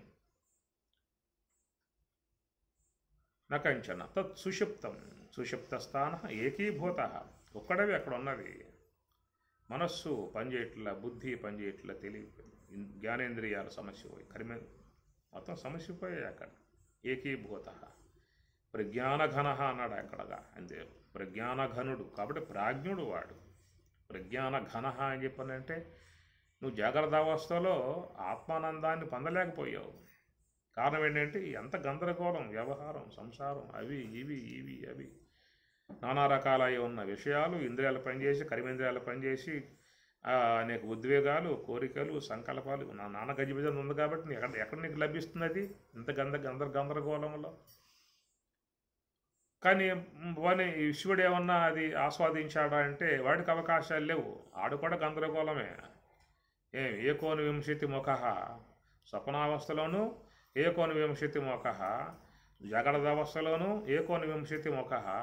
ఈ 19 ముఖాలు ఉన్నాయి. స్వప్నావస్థలో కూడా సూక్ష్మదేహం ఉంది కదా, స్వప్నావస్థలో సూక్ష్మదేహంలో చేరి ఉన్నాయి ఇంద్రియాలు. అంటే ఈ బయట ఉన్నటువంటి యొక్క శబ్ద, స్పర్శ, రూప, రసగంధాది విషయాలు ఆస్వాదించేదిగా లేకపోయినా, కరచరణాదులతో కదిలేటువంటి యొక్క పనులు చేసే విధానం లేకపోయినా, ఇక్కడ సూక్ష్మదేహం ఉన్నది. సూక్ష్మదేహం అంటే అన్నీ ఉన్నట్లు ఇంద్రియాలు. ఆ సూక్ష్మదేహంలో సంస్కారాలు ఉన్నాయి. అనేక రోజులుగా, అనేక సంవత్సరాలుగా పడి ఉన్న సంస్కారాలన్నీ కూడా ఉన్నాయి. అవన్నీ కూడా ఒక్కసారిగా పైకి లెగుస్తాయి అన్నమాట. ఆ లెగవటంతో ఏర్పడేటువంటిది ఒక స్వప్నలోకం ఒకటి ఏర్పడుతుంది. ఆడ కూడా మీకు మాండిక్యంలో చూసినట్లయితే ఏకోన వింశతి ముఖ అనే పదము విశ్వడికి వాడాడు, ప్రాజ్ఞుడికి వాడాడు. ఈశ్వరుడికి తైసుడికి వాడాడు, విశ్వునికి వాడాడు, తైసునికి వాడాడు. ప్రాజ్ఞుడి కాడ వచ్చేసరికి ఏకీభూత అంటాడు. అక్కడ పనిచేయట్లకి ఇంద్రియాలేక. అందువల్ల ఇక్కడ ఏ యొక్క విశ్వడు ఉన్నాడో ఆ విశ్వడు ఆ ఆనందం కోసం పరితపన ఉన్నది వీడికి. జాగ్రత్త అవస్థలో వాడితే అదే పరితపన కదా. ఆనందం ఆనందం ఆనందం ఆనందం. తింటే ఆనందమా, చూస్తే ఆనందమా, అనుభవిస్తే ఆనందమా, ఇంకెక్కడ పోతే ఆనందమా? మనిషి యొక్క జీవన విధానం అంతా కూడా ఆనందాన్ని అపేక్షించే నడుస్తున్నది. దుఃఖం వస్తే మాత్రం దూరంగా వెళ్ళిపోతాడు, దుఃఖం అపేక్షించాడు. దుఃఖం తమది కాదు, దుఃఖం స్వరూప లక్షణం కాదు, ఆనందం స్వరూప లక్షణం. తన లక్షణం కానటువంటి అంశం కనుక దరి జరుగుతుందంటే దూరంగా పెట్టేస్తాడు, దూరంగా వెళ్ళిపోతాడు, దగ్గర రానివ్వడు. ఎవరు అంగీకరించలేదు. ఎవరైనా ఒకవేళ దుఃఖం పైన పడి వాడి మీద బాధిస్తూ వేధిస్తూ ఉంటే పక్కవాడు ఏమిరా దుఃఖపడుతూ ఉన్నావు అని ఆశ్చర్యపడతాడు. ఎవరైనా సంతోషంగా, హ్యాపీగా, ఆనందంగా ఉంటే ఎందుకు ఆనందపడుతున్నావురా అన్నది ఆశ్చర్యమేనా? నువ్వు ఎందుకు ఆనందపడుతున్నావు? ఆశ్చర్యపడరు. నువ్వెందుకు బాధపడుతున్నావు, ఎందుకు దుఃఖపడుతున్నావు, అది ఆశ్చర్యం. అది నీ లక్షణం కాదు కదా. నీ లక్షణం కానిది నీ మీద ఆవేశమైంది ఇక్కడ అయింది కాబట్టి ఎందుకు దుఃఖపడుతున్నావు అనే విధానములో ఆ దుఃఖం పోగొట్టుకునే ప్రయత్నం వాడు చేస్తాడు. ఒకవేళ పక్క వాళ్ళు కూడా సహృదయం కలిగి ఉన్నట్లయితే వాడి దుఃఖం పోవటానికి సహకారం కూడా వీళ్ళు అందిస్తారు. వీళ్ళు ప్రాప్తించి ఉన్న ఆనందాన్ని పోగొట్టుకోవడానికి వాడి ప్రయత్నం చేయడు. ఆనందాన్ని పోగొట్టడానికి ఎవడో కూడా సహాయపడి పోగొట్టి ప్రయత్నం చేయడు. వాడు ఆనందిస్తున్నాడు రా, ఆనందించనేరా. కాబట్టి అందరి యొక్క స్వరూప లక్షణం అది. ఎందువల్ల అందరూ ఆనందం అనే అంటే అందరూ ఆత్మస్వరూపులు కదా. అందరి స్వరూపం ఏమిటి అంటే ఆనందమే. కాబట్టి ఆనందం అనేటువంటిది అందరి యొక్క స్వరూపము కాబట్టి అందరి యందు కూడా ఆనందం అనేటువంటి యొక్క భావన అన్ని వేళలా కూడా భాషిస్తుంది. ఆనందంగా ఉండాలనేటువంటిది స్వతసిద్ధముగా ఏర్పడేటువంటి యొక్క భావనది ఆత్మస్వరూప విధానం కాబట్టి ఆ ప్రకారంగా అట్టి ఆనందాన్ని మనం జాగ్రత్త అవస్థలో ఉన్నటువంటి విశ్వడుగా పేరుగాంచాడో వాడేమన్నా పొందుతున్నాడా అని చెప్పానంటే దానికోసం వాడు అరువులు చేస్తూ ఉన్నాడు, అలమటిస్తూ ఉన్నాడు, పర్యటన చేస్తూ ఉన్నాడు, పరుగులు తీస్తూ ఉన్నాడు. ఎక్కడుంది అనేటువంటి దానంగా పరుగులు చేస్తూ ఉన్నాడు. కారణం ఏంటంటే ఎన్ని కూడా గందరగోళం ఏర్పడి ఉంది అక్కడ.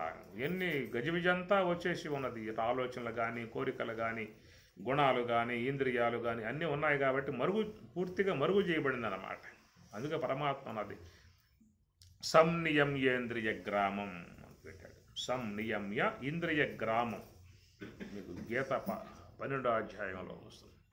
గ్రామం సమూహం, గ్రామం అంటే సమూహం అన్నమాట. వాటిని మొత్తం కూడా సంయమనం చేయమన్నాడు. సర్వద్వారాన్ని సంయమ్య మనోహృది నిరుధ్యచ మూర్ధనియాదాయాత్మన ప్రాణ ఆశ్రితో యోగధారణ.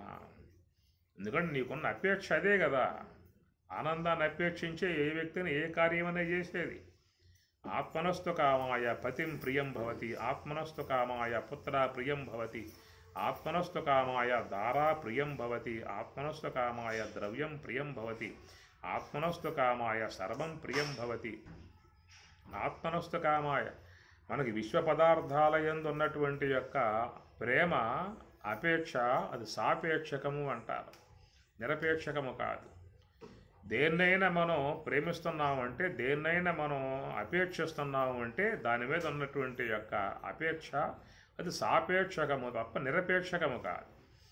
అంటే దాని మీద ఉన్న అపేక్ష కాదు, నాకు దాని ద్వారా ఆనందం వస్తుందనేటువంటి యొక్క సాపేక్షకము. ఆనందాన్ని అపేక్షించి కోరుకున్నావే తప్ప నీకు దాని యందు ఎలాంటి యొక్క నిరపేక్షక ప్రేమ కాదు, సాపేక్షక ప్రేమ. ఒకవేళ నువ్వు ఆశించిన ప్రకారముగా దాని నుంచి నీకు ఆనందం వచ్చేది కాకుండా దుఃఖం వచ్చేదిగా ఉన్నట్లయితే దూరంగా పెట్టేస్తావు.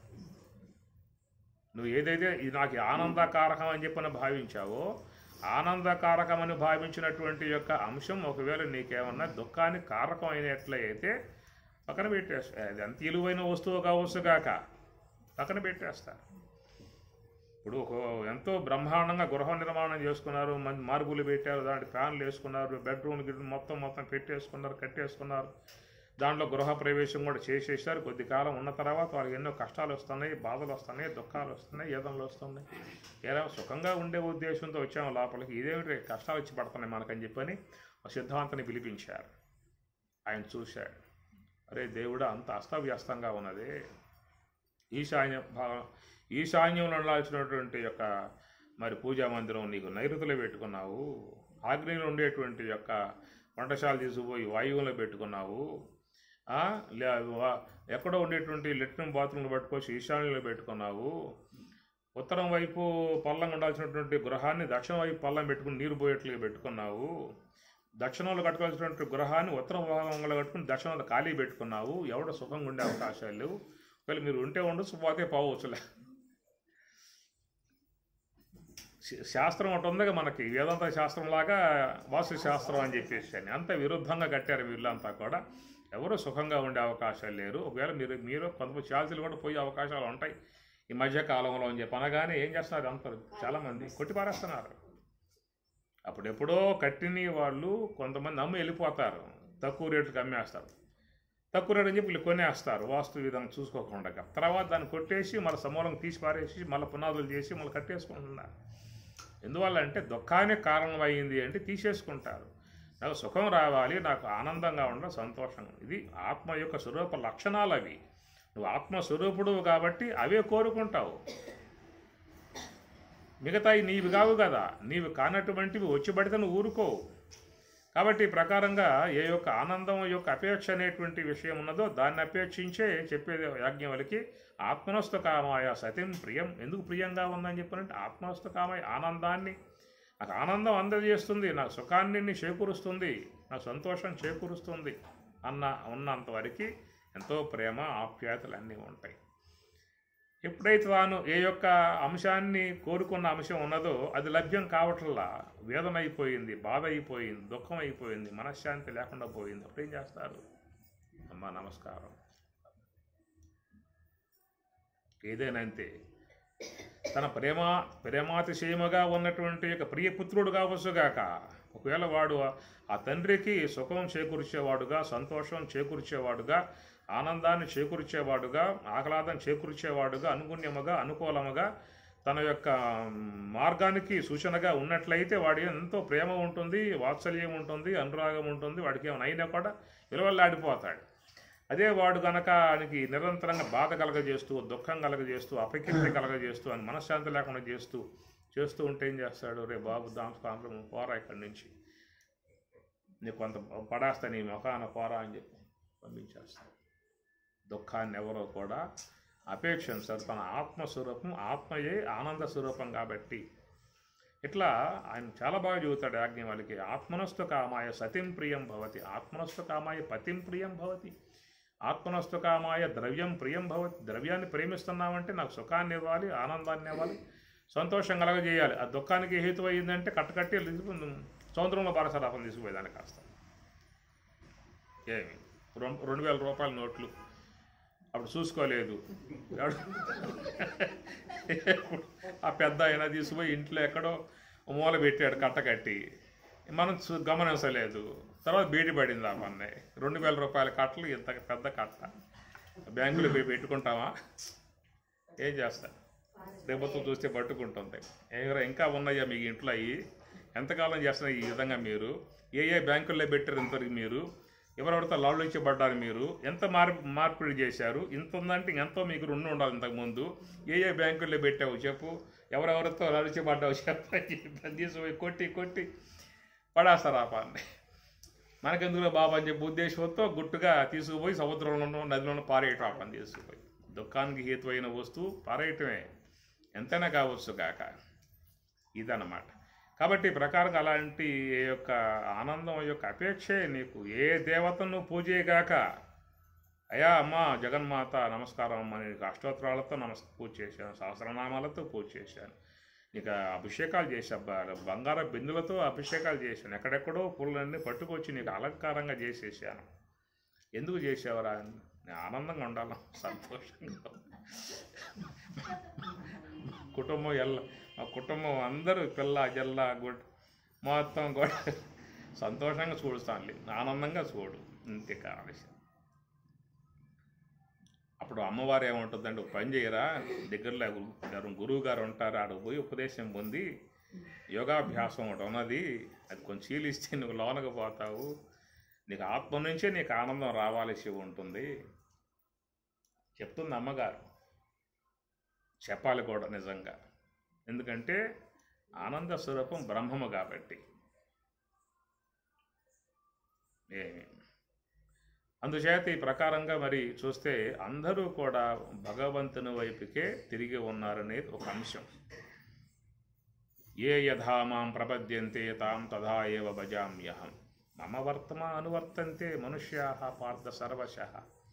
ఈ శ్లోకానికి చాలామంది భాష్యకారులు రాశారు. దాంట్లో ఏం రాశారని చెప్పనంటే, ఏ యథామాం ప్రపద్యంతి, ఎవరెవరు ఏ రూపాలని ఏ దేవతలని ఆరాధన చేస్తూ ఉన్నారో ఆ చేసేవన్నీ కూడా నన్ను పూజించినట్లే, నేను ఆ దేవతలను ఆరాధించినప్పుడు వాళ్ళ ద్వారా నేనే వాళ్ళని అనుగ్రహించి కాపాడుతున్నాననేటువంటిది మీకు ఒక అంశం దాంట్లో వస్తుంది. తాత్పర్యం చూస్తే మీకు చాలా గీతల్లో అదే ఉంటుందన్నమాట. కొంచెం ఆలోచించినట్లు మూలాన్ని పోయినట్లయితే ఏ యథా మాం ప్రపద్యంతే తాం తథా ఏవ భజామ్యహం మమ వర్తమా అనువర్తంతే మనుష్యా పార్థ సర్వశః. సర్వశః అంటాడు. సర్వశః అంటే అన్ని విధాల, అన్ని విధాల. వాడు ఏ మార్గాలలో, సాత్విక సంబంధ మార్గాలు కావచ్చు, రాజసిక సంబంధ మార్గాలు కావచ్చు, తామసిక సంబంధ మార్గాలు కావచ్చు, సర్వశః అన్ని విధముల మమ వర్తమా అంటే నా యొక్క వైపే వాడు తిరిగి ప్రయాణం చేస్తూ ఉన్నాడు. అంటే ఏమిటి? నన్ను కోరి వాడు ప్రయాణం చేస్తూ ఉన్నాడు. నన్నంటే నా ఆనందాన్ని కోరి వాడు ప్రయాణం చేస్తూ ఉన్నాడు. ఆనందాన్ని కోరే ఎవరు ఏ కార్యమైనా చేయనీయగాక, అది సాత్విక సంబంధమై ఉన్న మార్గాలు కావచ్చు, రాజసిక సంబంధమై ఉన్న మార్గాలు కావచ్చు, తామసిక సంబంధమైన మార్గాలు కావచ్చు. వాడు ఏ మార్గాల్లో పోయినా ఆనందాన్ని అపేక్షించి ఆ కార్యాలు చేస్తూ ఉన్నాడు. అయితే ఆ కార్యాల ద్వారా వచ్చే ఫలితాలు తర్వాత జన్మకారకాలు అయ్యే విషయం ఆ పక్కన ఉండే విషయం అన్నమాట. కానీ మనిషి యొక్క ప్రవర్తన ఏమిటంటే వాడి యొక్క ఉద్దేశం ఆనందాన్ని పొందాలి.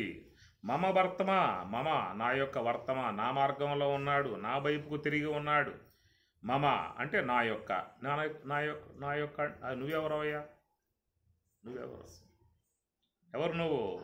అహం బ్రహ్మణ ప్రతిష్ఠ, బ్రహ్మణోహ ప్రతిష్టాహం అలా.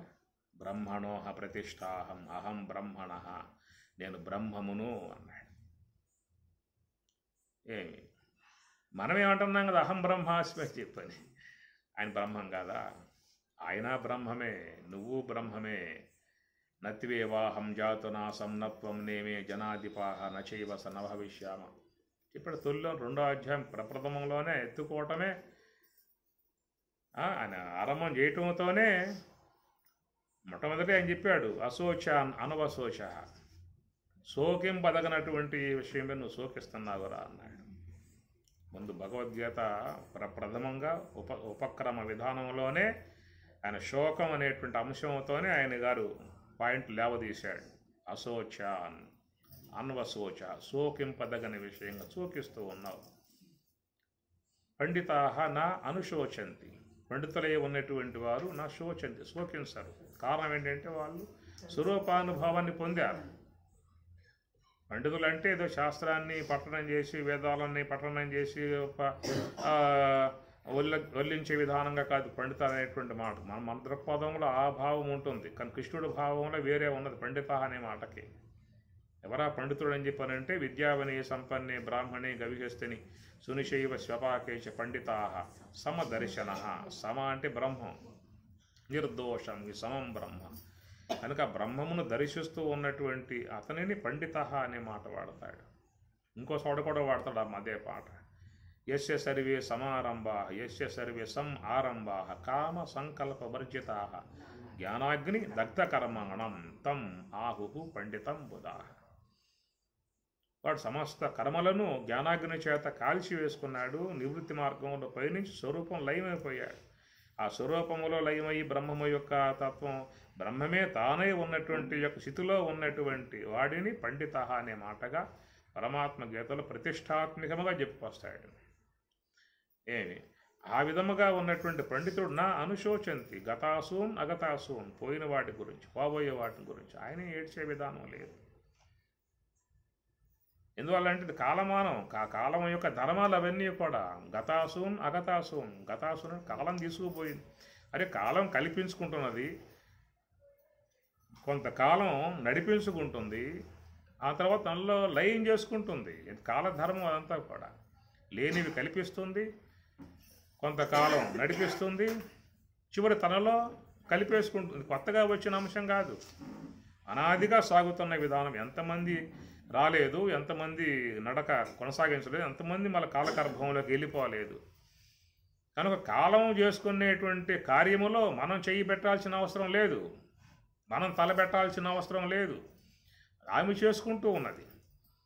అయితే ఆ కాలంలో కల్పింపబడి వచ్చేటువంటి యొక్క వాటి ఎందు మనం ఈ రాగమనే ముద్రలు వేసుకున్నాం. కొన్నింటి ఎందు రాగమనే ముద్రలు వేసుకున్నాం, కొన్నింటి ఎందు ద్వేషమనే ముద్రలు వేసుకున్నాము. ఈ రెండింటి విషయాల మీద వీడు తికమకబడుతున్నాడు, ఇబ్బంది పడుతున్నటువంటి పరిస్థితి అన్నమాట. ద్వేషం గల వాళ్ళను చూస్తేనేమో అసహించుకుంటాడు, రాగం గల వాళ్ళను చూస్తేనేమో అలమటిస్తాడు. ఇవేక మనిషి జీవితంలో ఉన్నటువంటి అంశాలు. అవి నీవు కాదు కదా, అవి నీ వస్తువులు కాదు కదా. ఆయన కల్పన చేసుకున్నాడు. కదిలిపోతా ఉన్నాయి, కాలంలో కదిలిపోతా. నువ్వు పోతున్నావు పక్క, ఇది పోయేదే, అవి పోతున్నాయి. కనుక ఎక్కడ ఉండాలో అక్కడ ఉండటం లేదు. ఉండని చోట ఉండి నానా అవస్థలు పడుతున్నటువంటి విధానం, నానా దుఃఖాలు గురుగుతున్నటువంటి విధానము. కాబట్టి పరమాత్మ చెప్పే మాట ఒకటే, నిజంగా నీ ఈశావాస్యం ఒక మంత్రం చాలు, తొలి మంత్రం చాలు. ఆ ఒక్క మంత్రం కనుక పాటించగలిగితే జీవితంలో చాలా ఒడిన పడతాము. చాలా మనం స్వామి చెప్పేటువంటి యొక్క మార్గంలో నిలకడగా ఉండే అవకాశం ఏర్పడుతుందన్నమాట. ఈశావాస్యం ఇదం సర్వం యత్కించి జగత్యాం జగత్తు ఏన త్యక్తేన భుంజీత. నీకు అవసరం లేదు, అది నీ విషయం కాదు, అది నీ వల్ల కల్పింపబడింది కాదు, నీ వల్ల అది ఏర్పడింది కాదు, నీతో అది ఉండేది కాదు, నీతో కలకాలం నడిచేది కాదు. వస్తున్నాయి పోతున్నాయి, అవి నీకెందుకు? నువ్వు సాక్ష్యం మాత్రం ఉండగలుగు. వచ్చేవి వస్తాయి, పోయేవి పోతూ ఉంటాయి. అలాంటి యొక్క భావనలోకి పోగలిగితే మనం చాలా వరకు జీవితాన్ని సేవ్ చేసుకున్నటువంటి వాళ్ళం కూడా అయ్యే అవకాశం ఉంటుందన్నమాట. కాబట్టి ప్రకారంగా స్వామి చెప్పే విధానంలో పండితాహాన అనుశోచంతి, వాళ్ళు ఈ విషయాలలో జోలికి వారు. ఎందుకంటే వారు స్వరూపమునందు ఉన్నారు, స్వరూప భావంలో ఉండిపోయారు. కదలమాకండి, ఆపేయమంటారా?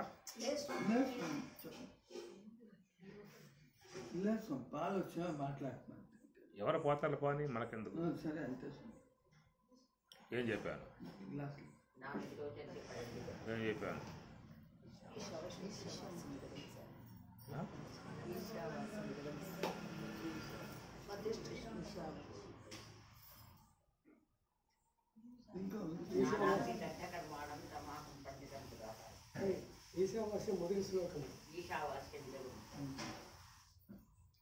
ఇవి మనకి చాలా సూక్ష్మముగా అందిస్తున్నటువంటి విధానాలు.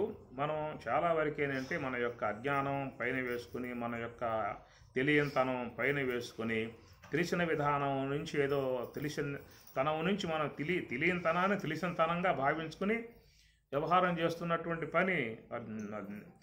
వాళ్ళైతే కరాఖండిగా తుంచి పారేస్తున్నారు, నెట్టి పారేస్తున్నారు. ఇవన్నీ కూడా నువ్వు లేనిపోని వ్యవహారం తల మీద వేసుకుంటూ ఉన్నావు. ఎట్లయితే ఏనుగు స్నానం చేసిన తర్వాత దుమ్మంతా పైన కొట్టుకుంటుందో అట్లా లేనటువంటి అంశాలు పైన వేసుకుని ఉన్నటువంటి కాలాన్ని వృధా చేసుకుని జీవితాన్ని మళ్ళా భూమిలోకి నెట్టేసుకుంటున్నావు అనే విధానంగా ఈ తొలి శ్లోకంలో నీకు వస్తుంది. అశోచాన్ అనవశోచ ప్రజ్ఞావాదాంశ భాషసు గతాసూన్ అగతాసూన్ నా అనుశోచంతి పండితా. గతాసూన్ అగతాసూన్ అవి నీకు సంబంధించినటువంటి వస్తువులు కావు. అదంతా ఈశ్వర కార్యం. ఆయన పుట్టించుకుంటూ ఉన్నాడు, తీసుకుపోతూ ఉన్నాడు, కలిపేసుకుంటూ ఉన్నాడు. ఆయనకు సంబంధించినటువంటి అంశం. దాన్ని తలకాయ పెట్టమాక. వచ్చేవాళ్ళు వస్తూ ఉంటారు, పోయేవాళ్ళు పోతూ ఉంటారు. కాబట్టి నీ యొక్క కార్య విధానంలో నువ్వు సాక్షి మాత్రంగా చూడగలిగే విధానంగా చూసుకో. నీ వైపుకు తిరిగి నీ జీవన విధానం ఏమిటో చూసుకుని నీ మార్గం నువ్వు పోయే విధానంగా చేసుకోమనేటువంటి విధానమే చెప్పేటువంటి యొక్క మాట అన్నమాట. కాబట్టి ఈ లోకంలో చూసినట్లయితే మమ వర్తమా అనువర్తంతే మనుష్యాః పార్థ సర్వశ. మనుష్యాః బహువచనం, మనుషులందరూ, సకల మానవులు అని చెప్పి అన్నాడు. సకల మానవులు అనేటువంటి మాట కంటే కూడా సకల ప్రాణులు అని అంటాం కూడా తప్పు కాదు. సకల ప్రాణులు నా వైపే తిరిగి ఉన్నారు. అయితే మానవులను ఉద్దేశించి బోధిస్తున్నటువంటి అంశం కాబట్టి తాత్విక విషయం అక్కడ సర్వ మానవులు అనేటువంటి విషయంగా తీసుకురావాల్సి వస్తుంది. కాబట్టి ఆ పదం స్వామివారు వాడిన విధానం తప్ప సర్వ ప్రాణులు అన్నీ కూడా చూస్తే మమ వర్తమ నా వైపుకే తిరిగి ఉన్నాయి. అవి కూడా జీవితంలో ఆనందాన్ని కోరుకుంటూ ఉన్నాయి, ఏవి కూడా దుఃఖాన్ని కోరుకునే విధానం కాదు. ఎందుకంటే ఆత్మ అనేటువంటిది అన్ని జీవులలో ఉన్నది. మత్త పరతరం నా అన్యత్తు కించెత్తు అస్తి ధనంజయ. అన్ని జీవులలో యాంగిల్స్ మార్పు అంతవరకే. నీకు చేతులు వాటికి, నీకు కర్మేంద్రియములు, నీకు జ్ఞానేంద్రియములు, నీకు అంతరేంద్రియములు, నీకు ప్రేమ, నీకు వాత్సల్యం, నీకు ద్వేషం ఎట్లయితే ఉన్నాయి అన్నీ వాటికి ఉన్నాయి. ఏమి వాటికి కూడా వాటి పరిధులలో వాటికి మమకారములు, మోహములు, వాటికి నావారు, పక్కవారు, ప్రేమలు, ఇవేములు అన్నీ వాటికి ఉన్నాయి. కొన్ని స్పెషాలిటీ విషయాలు లేకపోవచ్చు. కాబట్టి ప్రకారం మమవర్తమ మనుష్యాః పార్థ సర్వశ. అందరూ కూడా చూస్తే మమవర్తమ అంటే నేననగా బ్రహ్మము అంతే. ఎక్కువ మాటకు ఉండకూడదు అక్కడెక్క. నేనంటే మళ్ళీ కృష్ణుడు నెమలిపించం ఉన్నాడు, పిల్లలను గురువు పట్టుకున్నాడు, ఈ పక్క రాధమ్మ, ఈ పక్క ఇంకొక అమ్మ ఉన్నది. ఈ కథలన్నీ కూడా మనకి ఈ పురాణ విధానంలో వచ్చేటువంటి కథలు ఇవన్నీ కూడా తాత్వికంలోకి పోయిన తర్వాత అక్కడ కేవలం స్వరూపమే. నీవంటే త్వం నీవు బ్రహ్మము, అహం బ్రహ్మం, నత్వేవాహం జాతునాశం నత్వం నేమే జనాధిప, నీవు కానీ నేను కానీ అందరూ కూడా ఆత్మ అని చెప్పేశారు కానీ గారు. ఇంకా దేహాలను కాడ ఎందుకు ఉంచుంటావు అక్కడ? ఈయన దేహమైన పోయేది, నీ దేహమైన పోయేది, ఎవరి దేహమైన పోయేది. నువ్వు భాగవతంలో చూస్తే కృష్ణ పరమాత్మ కూడా దేహం వదిలిపెట్టేశాడు. ఆవిడ బాణం వేశాడుగా పోయేవాడు వదిలిపెట్టాడు. అప్పుడు తృణప్రాయం వదిలిపెట్టేశాడు అన్నమాట ఆయన కూడా. కాబట్టి ఏదో కార్యార్థాలుగా వచ్చే దేహాలు పోతూ ఉంటాయని చెప్పనుకో. అందువల్ల అక్కడ స్వరూపము యొక్క భావన కోల్పోకూడదు. అది మనకు ఉపనిషత్తులు అలాంటి యొక్క భావాన్ని మనకి అందిస్తున్నటువంటి యొక్క అంశం అన్నమాట. స్వరూప భావాన్ని కోల్పోమాక అని చెప్పని అది పదే మనకు అది బోధించి మనలో దృఢం చేయడానికే ఇవన్నీ ఎన్ని ఉపనిషత్తులు, 108 వర్షాలు ఎందుకు మనకి ఏం చెప్పానంటే ఆ విషయాలు పదే మనకి బోధించడం వల్ల మన మనసు లోపల దృఢమగు భావం రావటానికి. ఇంతకాలముగా అనాత్మ సంబంధ వ్యవహారాలలో మునిగిపోయాం కాబట్టి, అనాత్మ వస్తువులతో మమైకం అయిపోయాం కాబట్టి, ఈ మమేకం అయిపోయి ఉన్నటువంటి విధానాల నుంచి వాటిని లాక్కొచ్చి పదే మన స్వరూపమునందు నిలబెట్టి ఆ వైపుకు తీసుకోబోవటానికి ఇన్ని విధాయకాలుగా వాళ్ళు మనకి బోధించేటువంటి యొక్క అంశము అవుతుందన్నమాట. కాబట్టి అలాంటి భావన మనలో బాగా దృఢపడాలి. అలాంటి యొక్క మార్గ విధానాన్ని బాగా నిర్దిష్టం చేసుకోవాలి కాబట్టి ఇక్కడ మరి భగవంతుడు అన్నప్పుడు మనకి బ్రహ్మమే అంశమే మనసులోకి రావాలన్నమాట. మిగతావన్నీ కూడా విశ్వంలో ఎన్నో ఉన్నాయి రూపాలు. నీ రూపం ఉన్నది, నా రూపం ఉన్నది, అన్ని రూపాలు ఉన్నాయి. అన్నీ ఏపుదో పూట వెళ్ళిపోయే రూపాలే, ఉండే అవకాశాలు. ప్రళయం అయిందంటే ఏమున్నాయి? ఇంకా భూమి లేదు, జలం లేదు, అగ్ని లేదు, వాయువు లేదు, మొత్తం పోలా. ఏముంటాయి ఇంకా ప్రళయం అయిన తర్వాత? మనకు ఉండవు, వెళ్ళిపోతూ ఉంటాయి, లయం అయిపోతూ ఉంటాయి, మళ్ళా వస్తూ ఉంటాయి. అదంతా ఈశ్వర కార్యం, మాయా కార్యంగా చెప్పుకొచ్చారు.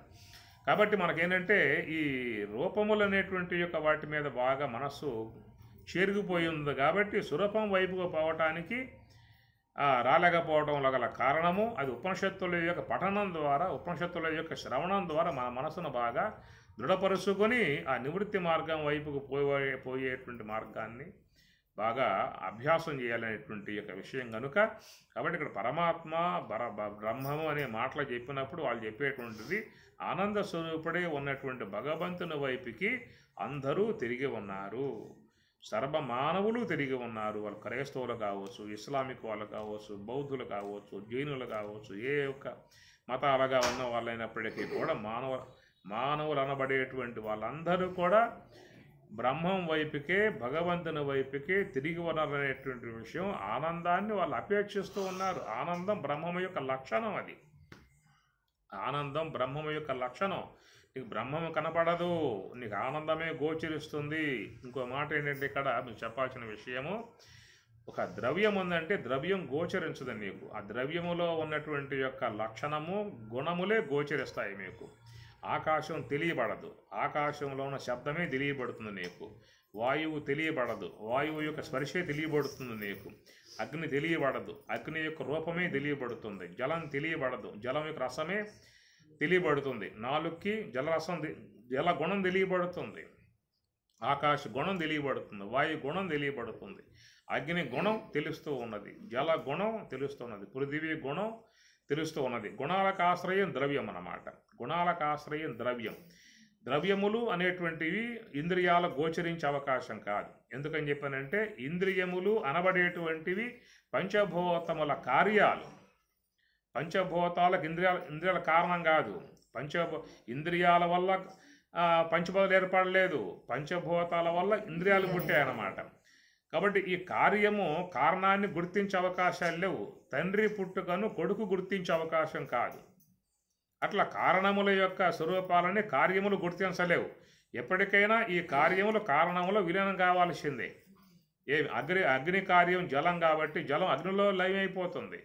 వాయువు యొక్క కార్యం అగ్ని కాబట్టి అగ్ని ఎప్పటికైనా వాయువులో చేరిపోతుంది. ఆకాశ కార్యం వాయువు కాబట్టి వాయువు ఆకాశం ఎప్పటికైనా చేరిపోతుంది.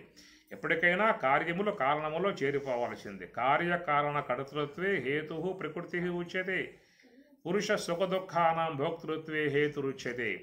కార్యకారణ కర్తృత్వే హేతు ప్రకృతి. పరమాత్మ చెప్పిన మాట. కార్యకారణం అనగేమిటి? అగ్ని అనేది జలానికి కారణం, కానీ అగ్ని వాయువులో కార్యం, అది వాయువు కార్యం. వాయువు అనేది పృథివీ కారణం, పృథివీకి జలం కారణం, కానీ జలం అనేది అగ్ని యొక్క కార్యం.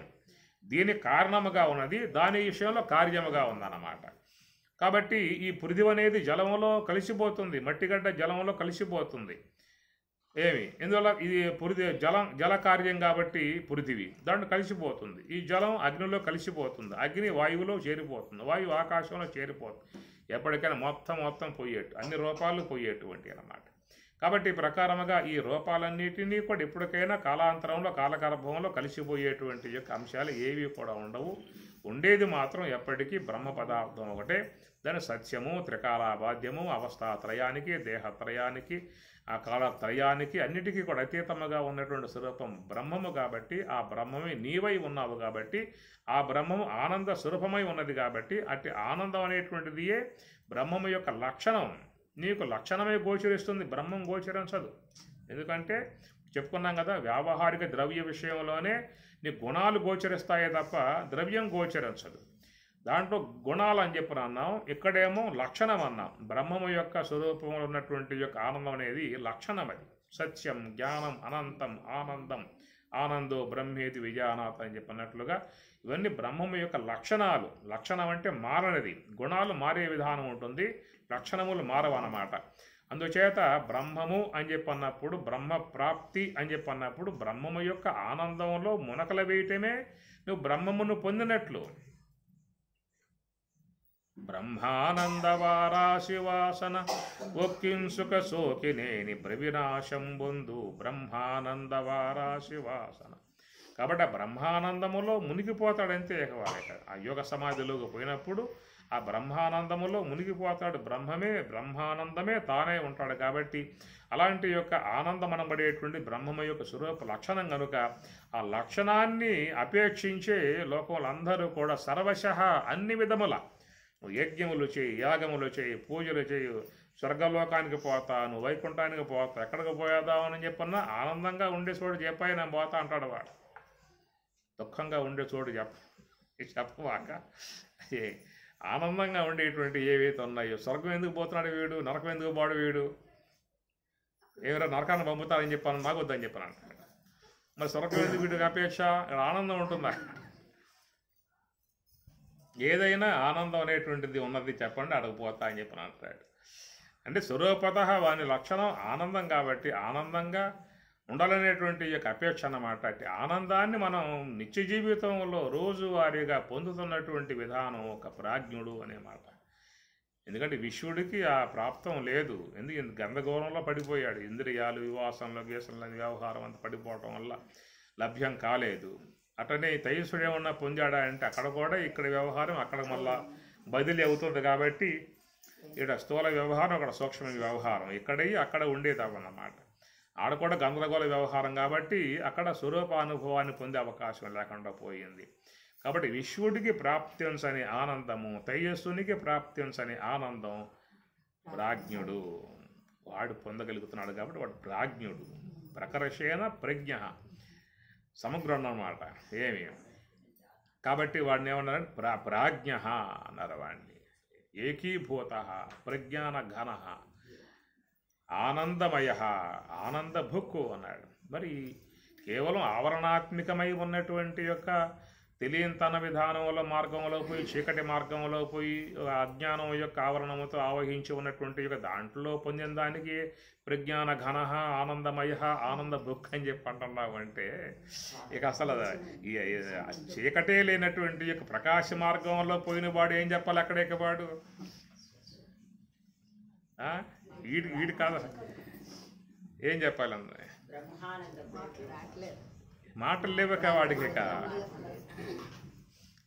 ఆనందమయ ఆనంద బుక్ అని చెప్పి అంటున్నాడు. అని చెప్పానంటే ఆ చీకటి మార్గంలో చీకటి ఎత్తుక్కుంటూ పొందే విధానాలుగా అక్కడ ఇక వీడు మరి ధ్యానము ద్వారా ఒక చక్కటి ప్రకాశ మార్గంలో ఎలుతురు మార్గములో ఆ యోగ సమాధిని పొందినటువంటి వాడి యొక్క ఆనందం ఎట్లా ఉంటుందనే విషయం మీకు తైత్రీయం ఆనందవల్లి ఒకటి ఉన్నది. ఆడకపోతే చెబుతాడు అక్కడ మీకు. ఇవ అధ్యాయక ఇవ యువ అధ్యాయక ద్రఢిష్ట బలిష్ట సర్వం వసుంధర చక్రవర్తి యువకుడై ఉండాలట, సమస్త శాస్త్రం అధ్యయనం చేసి ఉండాలట, సంపూర్ణ ఆరోగ్యం కలిగి ఉండాలట, మనసు మీద పడుతూ ఉండాలట, ద్రఢిష్ట బలిష్ట ఇవన్నీ కలిగి ఉన్నటువంటి సమస్త భూమండలానికి చక్రవర్తిగా ఉన్నటువంటి వాడు ఏ యొక్క ఆనందాన్ని పొందుతూ ఉన్నాడో ఆ ఆనందము మానుషానందము. యువకుడై ఉండాలి, శాస్త్రాధ్యయనం చేసి ఉండాలి, సాత్వికుడై ఉండాలి, శరీరం సంపూర్ణ ఆరోగ్యంగా ఉండాలి, మనస్సు బాగా పటుత్వంగా ఉండాలి, సమస్త భూమండలానికి ప్రభువై ఉండాలి. అలాంటి వాడు పొందేటువంటి యొక్క ఆనందం మానుషానంద. ఇది మనది ఎట్లా ఉంటుందో చూసుకోండి లెక్కన. మానుషానందం అనే దాంట్లో పోల్చుకుంటే ఎక్కడున్నావు అకామహతస్య అంటారు పక్కన పోయి మళ్ళీ అకామహతస్య అని చెప్పినంటూ ఇట్టి ఆనందం కంటే ఇంకా 100 రెట్ల ఆనందం పితరులు, 100 రెట్ల ఆనందం దేవతలు, 100 రెట్ల ఆనందం బ్రహ్మ, 100 రెట్ల ఆనందం ఇంద్రుడు, 100 రెట్ల ఆనందం బ్రహ్మ, 100 రెట్ల ఆనందం ఇంకా పోయిన తర్వాత చెప్తాడు. చివరికి ఎవరైతే స్వరూపానుభవాన్ని పొంది అకామహతస్య స్వరూపానుభవాన్ని పొంది ఉంటాడో వాడు పొందేటువంటి యొక్క ఆనందములు ఇదంతా స్వల్పం అని చెప్పనే మాటగా మీకు ఆనందవల్లిలో తైత్రీయంలో వచ్చేటువంటి యొక్క మాట అన్నమాట. కాబట్టి ప్రకారముగా స్వామివారు ఇమం యోగం ప్రోక్తవాన్ ద్విధా నిష్ట 2 నిష్టలుగా చెప్పుకోవచ్చు అనేటువంటి విధానముగా. కాబట్టి స్వామివారు చెప్పేటువంటి యొక్క మార్గం అది సర్వోన్నతమై ఉన్నటువంటిది, మన యొక్క స్వరూప భావాన్ని పొందింపజేసేటువంటిది. మనం చాలా వరకు కాలయాపన అనేటువంటి అంశాన్ని పక్కన పెట్టి పారేసి ఎక్కువ సమయాన్ని ధ్యానాన్ని గనక అవలంబించినట్లయితే కృష్ణం వందే జగద్గురు ఆయన మించినటువంటి మార్గం ఇంకెవరు చెప్పేది ఉంటారు మనకి ఇంకా. కాబట్టి ఆ ప్రకారంగా జీవితం మనం ధన్యత చేసుకోవాల్సి ఉంటుంది. జీవితం చాలా దుర్లభం మానుషం దేహం అని చెప్పని అంటారు. మళ్ళా తిరిగి మనకేంటంటే చాలామందిలో ఉండేటువంటి అపోహలు ఏముందలేండి ఇది అయిపోయింది కానీ మళ్ళీ ఎమ్మటి పోయేస్తా కదా, ఆ స్వర్గానికి పోయాను మళ్ళీ ఎమ్మటి వచ్చేసి మళ్ళీ ఎక్కడ పుట్టాను, ఇంతే కొంచెం వ్యవధి కదా, ఈసారి తప్పనిసరిగా మీరు చెప్పినట్లుగా దాన్ని శీలించే విధానం చేస్తాను. ఇప్పుడు 5 సెలవు అయిపోయింది. చాలామందిలో ఇది ఒక ఊహ ఉందన్నమాట, అట్లా పోయానా ఇట్లా వచ్చానా అని చెప్పేసి అని. అంత తేలిగ్గా వెనకాల లేదు, అక్కడే నీకంటే ముందు పోయిన కొన్ని లక్షల కోట్లు దేహాలతో అలవాటు ఇస్తూ ఉన్నారు. శరీరములు ధరించి ఉన్నటువంటి యొక్క జీవుల కంటే శరీరములు వదిలి ఉన్న జీవులు కొన్ని కోట్ల జీవులు ఉన్నాయి. శరీరములు ధరించి ఉన్నటువంటి అంటే చిన్న చిన్న బుల్లి చీమలు కూడా దేహాలే. మనకట్లయితే సమస్త వ్యవహారం అంతా సమస్త సముదాయం అంతా ఉన్నదో ఆ బుల్లి చీమలో అంటే మీకు తేనెకి బట్టే చీమ చూడండి చాలా చిన్నగా ఉంటుంది. తేనె బెల్లం పట్టే చీమలు, కొన్ని గండు చీమలు, లావు చీమలు, ఎర్ర చీమలు, నల్ల చీమలు కొన్ని లావుగా ఉంటాయి. కానీ కొన్ని చీమలు అంటే చూడండి చాలా సన్నగా ఉంటాయి అన్నమాట, చాలా సూక్ష్మంగా ఉంటాయి.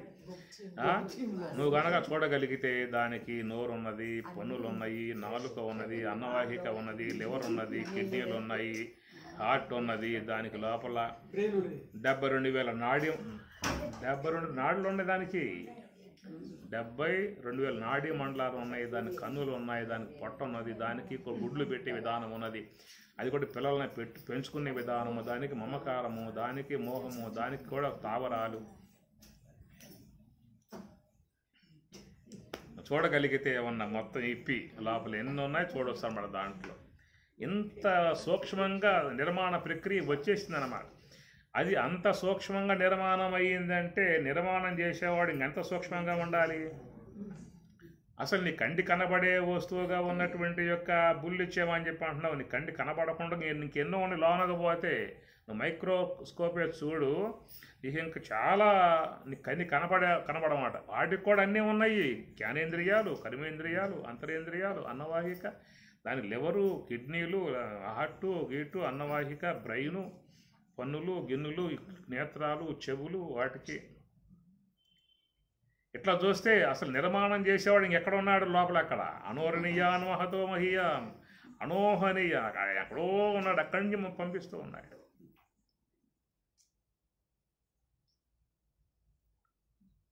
లోకంలోకి దేహం వదిలిన తర్వాత మళ్ళా రావాలని చెప్పినాడు. మనకు 4 మార్గాలే ఉన్నాయి. విశ్వంలోకి మళ్ళీ వ్యక్తంగా రావాలని చెప్పినట్టు 4 ఉన్నాయి మార్గాలు. అవి అండజములు, శ్వేతజములు, ఉద్బీజములు, యోనిజములుగా చెప్పేటువంటి మార్గాలు 4 ఉన్నాయి. వాళ్ళు రావాలంటే అండజములుగా రావాలి, గుడ్ల నుంచి జీవులు వస్తూ ఉంటాయి. లేదా ఉద్బీజములు అంటే చెట్ల రూపముగా భూములను చీల్చుకుంటూ వచ్చే విధానంగా అటన్న జీవులుగా రావాల్సి ఉంటుంది. లేదా శ్వేతజములు అంటే శ్వేతజములు అని చెప్పనే మాట వాడినా కానీ మాలిన్య జములు అంటే ఈ మలముల నుంచి, మురుక్కాలవల నుంచి ఎక్కడెక్కడ కుళ్ళిపోయాయో, పాసిపోయాయో వాటి నుంచి ఉత్పన్నమై వచ్చేటువంటి యొక్క మార్గం ఒకటనమాట. యోనిజములు అంటే ఆ యొక్క దాని నుంచి వచ్చేటువంటి యొక్క పశువు, ఇలాంటివన్నీ మనుషులు ఇవన్నీ కూడా యోనిజములుగా చెప్పేటువంటి విధానములు. దానికి మనకి బృహదారణ్యోపనిషత్తులో చెబుతాడు యాజ్ఞవల్క్య అన్నమాట. ఈ యొక్క ప్రాణి తండ్రి గర్భంలో ప్రవేశించి తండ్రి గర్భం నుంచి స్త్రీ గర్భంలో పోయిన తర్వాత ఫలించకపోయినట్లయితే మళ్ళీ ఆ యొక్క జీవకణము మళ్ళా బయటకు వచ్చేసేసి నీటిలో కలిసి నీటి నుంచి మళ్ళా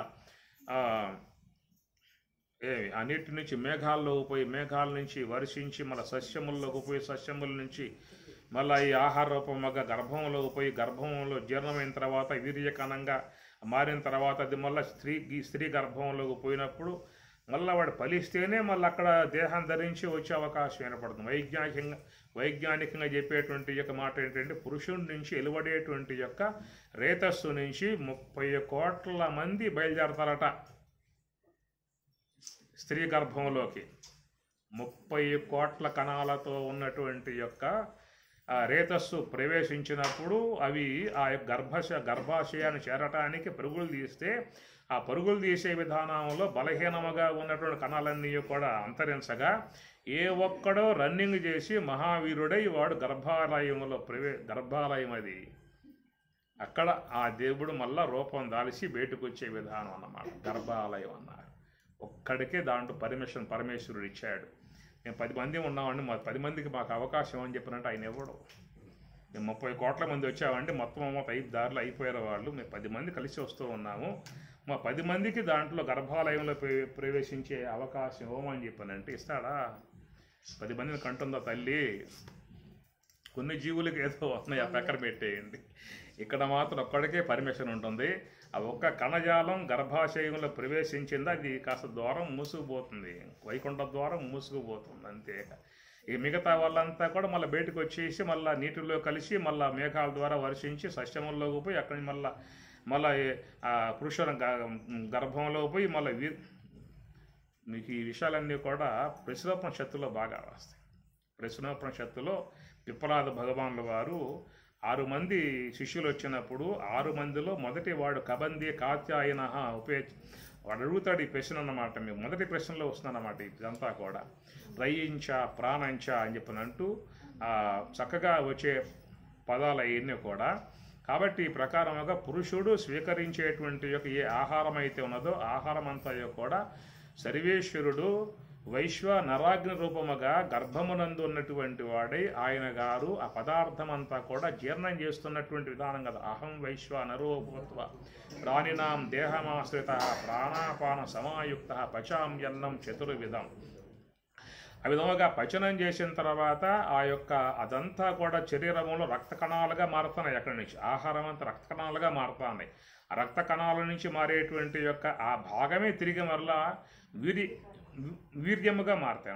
జీవకణాలు అవుతాయి అక్కడి నుంచి. రక్త కణములన్నీ కూడా ఏంటంటే మన యొక్క నేత్రం పనిచేయాలన్నా, శ్రోత్రం పనిచేయాలన్నా, మాటలు రావాలన్నా, అవయవాలు పనిచేయాలన్నా కూడా ఆహారం జీర్ణం కావాలన్నా కూడా ఇంధనంగా ఉపయోగపడుతుంది అన్నమాట. ఉపయోగపడేటువంటి ఇంధనం నుంచే ఆ సర్వేశ్వరుడు వీర్యకణం తయారు చేస్తున్నాడు. ఆ వీర్య కణములు అనేటువంటివన్నీ కూడా శరీరం యొక్క మొత్తం ఉంటాయి. నీకు వీర్య కణాలు దేహమంతా ఉంటాయన్నమాట. ఆ దేహమంతా ఉన్నటువంటి యొక్క భాగాలే కేంద్రీకృతమై తిరిగి మళ్ళా అవి పురుషుని నుంచి 30 కోట్ల జీవకణాలు ఒక్కసారిగా ప్రవేశించే విధానం ఉంటుంది. ఆ ప్రవేశించే విధానములో కూడా తల్లి గర్భములో అది ఆ యొక్క ఫలదీకరణ అని చెప్పని అంటారు. నెలకోసారి మాత్రమే ఫలదీకరణ అయ్యే విధానం భగవంతుడు పెట్టాడు. ఆ ఫలదీకరణ పొందినప్పుడే 4వ రోజు అనందు మాత్రమే ఆ గర్భాశయము దానికి అనుగుణ్యముగా ఉండే విధానం. కాబట్టి అప్పుడు పోయినటువంటి యొక్క వీర్యకణం మాత్రమే ప్రవేశించే అవకాశం తప్ప మిగతా అప్పుడు పోయినటువంటి కణాలు తిరిగి రావాల్సిందే బయటికి. గర్భాలయం మూతేసింది. ఏమి ఆ యొక్క ఋతుమతి అయినప్పుడు 4వ రోజున మాత్రమే ఆమె యందు పరమేశ్వరుడు గర్భాలయంలో జీవి ప్రవేశించేటువంటి యొక్క అవకాశం ఆయన పెట్టిన వ్యవహారము. అట్లా ఆనాడు ప్రవేశించినటువంటి యొక్క కణం మాత్రమే ఒక్కటే పోయే అవకాశం. వల్ల 30 కోట్ల మంది పోయినా కానీ ఒక్కడే పోయే అవకాశం. మిగతా అప్పుడు కనుక పోయినట్లయితే వెనక్కి వచ్చేయాల్సిందే. గర్భాలయం తెరవబడలేదు, వైకుంఠ ద్వారం తెరవబడలేదు, మూయబడి ఉన్నది, బయటకు వచ్చేయాల్సింది. ఈ ప్రకారముగా ఈనాడు ఈ దేహరూపంగా మనం విశ్వంలో కనపడుతున్నాము అని చెప్పానంటే ఎన్నిసార్లు నువ్వు 30 కోట్ల కణాలతో నువ్వు కలిసి ప్రయాణం చేశావు, ఎన్నిసార్లు నువ్వు పోటీ పడి పరుగులు చేశావు, ఎన్నిసార్లు ఓడిపోయి 30 కోట్ల కణాలతో పోటీ చేసి పరుగులు చేసి నువ్వు ఈ రూపకంగా వచ్చావు. ఈ దేహం వచ్చిన దేహాన్ని ఎంత నిర్లక్ష్యంగా వాడేస్తున్నావు, ఎంత నిలువు లేకుండా వాడేస్తున్నావు, ఎంత దాన్ని తృణప్రాయంగా వాడేస్తున్నావు. అది కాస్త పోయిందని చెప్పానంటే ఇక మళ్ళీ నీకు దేహం రావటానికి 4 ద్వారాలు ఉన్నాయి. అండజములుగా వస్తావా, శ్వేతజములుగా వస్తావా, ఉద్బీజములుగా వస్తావా, యోనిజములుగా వస్తావా. యోనిజములుగా వచ్చినా కానీ ఇది మానవ దేహంలో నుంచి వస్తావా, పశు దేహంలో నుంచి వస్తావా, గొర్రె దేహంలో నుంచి వస్తావా, గాడి దేహం, అవన్నీ యోనిజములే. ఏమి కాబట్టి ఈ ప్రకారంగా అక్కడ కూడా నీకు పోటీ ఉంది కదా. నువ్వు ఒక్కడవే అయితే పర్వాలేదు, నీతో 30 కోట్ల మంది పక్కన కూర్చున్నా. ఇందాక అడిగావు నువ్వు, అప్పుడేదో ఇంత జనం ఉన్నారు కదా, ఇప్పుడు ఎందుకు వెనకాల కోట్ల జీవులు కాసు కూర్చుని నాకు దేహం కావాలని చెప్పేసి అని పరుగులు చేస్తున్నావు. ఈ అవకాశం అక్కడికి వీళ్ళు కట్ చేసి ఒకళ్ళో లేదో ఇద్దరు అంతే దడసాలే కట్ చేసి పారేయటం. మిగతా మాకు అట్లా అయిపోయింది, కట్ అయిపోయింది. ఇంకోటి చూసుకో, ఒకసారి పోయి చూసుకో. అవకాశాలు లేవు. అక్కడ పడ్డ తిప్పలు ఇక్కడ తెలియట్లేదు నీకు. అక్కడ పడ్డ తిప్ప పరమాత్మ కనుక నువ్వు ఏ తిప్పలు పడ్డావో కనుక పిలువలాగా నువ్వు చూపించగలిగితే ఓరి దేవుడు ఎంత కథ లోపల ఉందా నకాల. కాబట్టి స్వామి చెప్పండి తరించే మార్గము, తరిస్తానే విధానంగా వాడు వస్తాడు. కానీ మాపైపోయింది అనమాట. మన రాబోయే శ్లోకాలే భగవద్గీతలో కూడా బహూనిమే వ్యతీత అని జన్మాని తవాచార్జున తాని అహం వేద సర్వాని నత్వం వేత్త పరంతప. బహూని జన్మాని వ్యతీతాని తవ మే, నీకు నాకు అనేక దేహాలు గడిచాయి. నారాకంటే నాకు వేరే పనులు ఉన్నాయి, నేను వస్తున్నా, నా యొక్క స్వతంత్ర వ్యవహారం. ఇది అట్లా కాదు. అవిద్యకు లోనే ఉన్నావు, కర్మవాసం లోనే ఉన్నావు. అలా లోనే ఉన్నటువంటి యొక్క నీవు రాక తప్పదు. నువ్వు నేను రావచ్చు, రాకపోవచ్చు. అజహాపి సన్ అవ్యాత్మ భూతానం ఈశ్వర హాపి సన్, ఈశ్వరుణ్ణి ఏమి అజహ పుట్టుకులేని వాడిని నేను కావాలని చెప్పి తీసుకుంటున్నాను అవసరాన్ని బట్టి. నీకు అట్లా కాదు, నువ్వు రావాలి తప్పదు. నువ్వు చేసిన కర్మలు ఉన్నాయి, నీకు అజ్ఞానంలో మునిగి ఉన్నావు, నువ్వు రాక తప్పదు. అలా వచ్చే విధానాలలో త్వం నవేత్త అహం వేద, నాకు తెలుసు నీకు తెలియదు. ఆ తెలియనటువంటి యొక్క మరుగులో జరుగుతున్న వ్యవహారములో ఎన్ని పాటలు పడుతున్నావో, ఎన్ని ఇబ్బందులు పడుతున్నావో, ఎన్ని చోట్ల దేహాలు ధరించి నానా కష్టాలు పడుతున్నావో, ఇంక ఎన్నెన్ని దాంట్లో మురికాలలో పడాలో, లేకపోతే చెరువుల్లో పడాలో, లేకపోతే సముద్రాల్లో పడాలో, నదుల్లో పడాలో, అరణ్యాలలో మొక్కలై పుట్టాలు. మనం పోతాం కదా యాత్రలకి, చూస్తాం కదా, దారి చూస్తూ ఉంటాం కదా బస్సుల నుంచి. ఎన్ని మొక్కలు, ఎన్ని చెట్లు, గట్టెమటి ఎన్ని జీవులే, మొత్తం జీవులే. మన బస్సులో పోతుంటే మనం గమనించాం, ఏదో చెట్లు గిట్లు అనుకుంటాం. చిన్న మొక్క అయినా గడ్డి పరకైనా ఏదైనా అది ప్రాణి, అదే జీవి. కాబట్టి ఈ ప్రకారంగా దాంట్లో పోయిన తర్వాత ఏంటంటే వీడికి ఏం తెలియదు. అదొక చీకటి కోణం, అన్నమాట. అసూర్యానామతే లోక అంధేన తమస ఆవృత. అంధత్వం ఉండటం కారణంగా ఏమీ తెలియదే. అట్లాగే ప్రాణి పోతుందన్నమాట. పోయి ఎప్పుడో వాడి అదృష్టం కొద్దీ ఈశ్వరానుగ్రహం కొద్దీ మళ్ళా ఈ యొక్క మానవ తను అనేటువంటి దాంట్లో పడ్డప్పుడే ఇక్కడ కొన్ని వికాసాలు ఉన్నాయి. విజ్ఞానము, సుజ్ఞానము, ప్రజ్ఞానము, పరిశీలనాత్మకము, కొంత పక్కన సహకారము అందించేవాళ్ళు, విషయాలు స్వీకరణ చేసేవాళ్ళు ఎన్ని ఉన్నాయి. కాబట్టి మనం కొంచెం క్లారిటీ వచ్చింది. ఇక్కడ క్లారిటీ వచ్చిందని చెప్పనంటే అందరూ సహకారం ఇక్కడ పక్కనన్నీ ఉన్నాయి మనకి. ఏమి ఒక వ్యక్తిని తీసుకుపోయి పుట్టగానే 5 ఏళ్ళు ఉండగానే రూమ్లో పడేయండి, రోజుకు వాడికి ఆహారం అందిస్తూ ఉండండి, అటాచ్లో పెట్టేయండి, లోపల 20 ఏళ్ళు అయిన తర్వాత బయటికి తీసుకురాండి, అది ఎట్లా ఉంటాడు? అది ఎట్లా ఉంటాడు? మృగమే. మృగమే. ఒక మృగం ఎట్లయితే ఉంటుందో, మృగం ఎట్లా ఉంటుందో అంతే. ఇంత క్లారిటీగా ఎందుకున్నాం? ఎంతోమంది భుజాలు ఎక్కాడు వీడు. ఎంతోమంది భుజాలు ఎక్కడం కారణంగా అందరి యొక్క అవగాహనలు, అందరి యొక్క సలహాలు, అందరి యొక్క భాషలు గీషలన్నీ కూడా తీసుకోవటం చేత ఇంత క్లారిటీ ఈ యందు గోచరిస్తుందన్నమాట. ఇతర జీవులలో అలాంటి యొక్క వికాసం అనేది అక్కడ ఎదగల.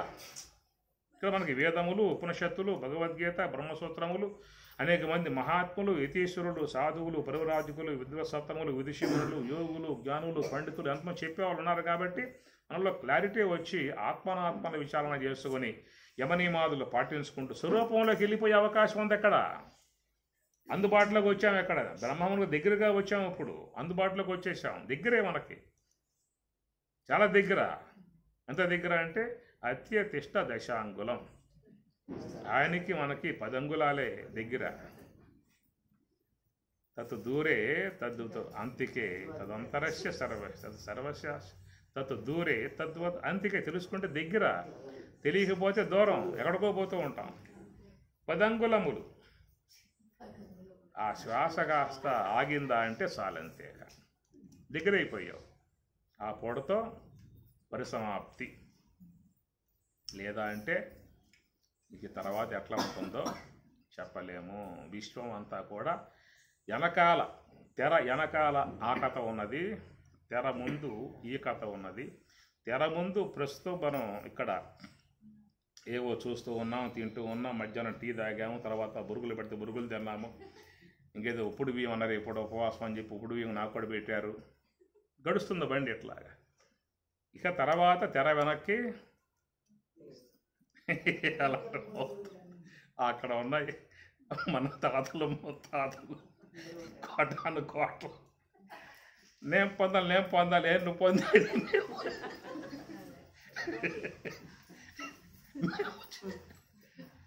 చాలా కాలమైంది మేము వచ్చి, నువ్వు ఇప్పుడు వచ్చి వెనక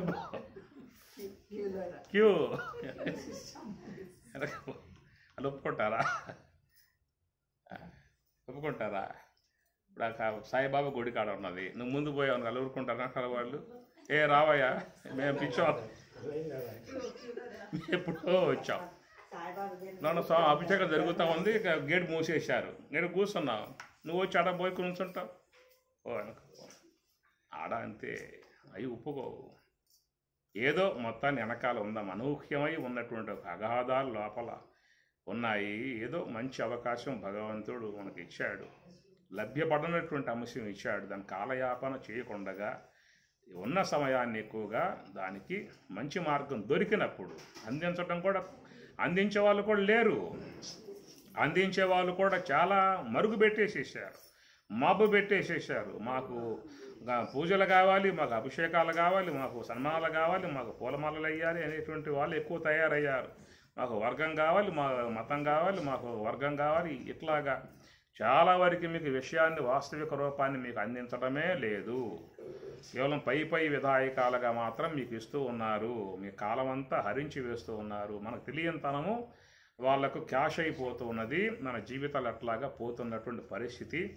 ఉత్తిష్టత జాగృత ప్రాప్యవరాన్ నిబోధత క్షురస్యదార నిశిత దుర్గం పద తత్కవయో వదంతి.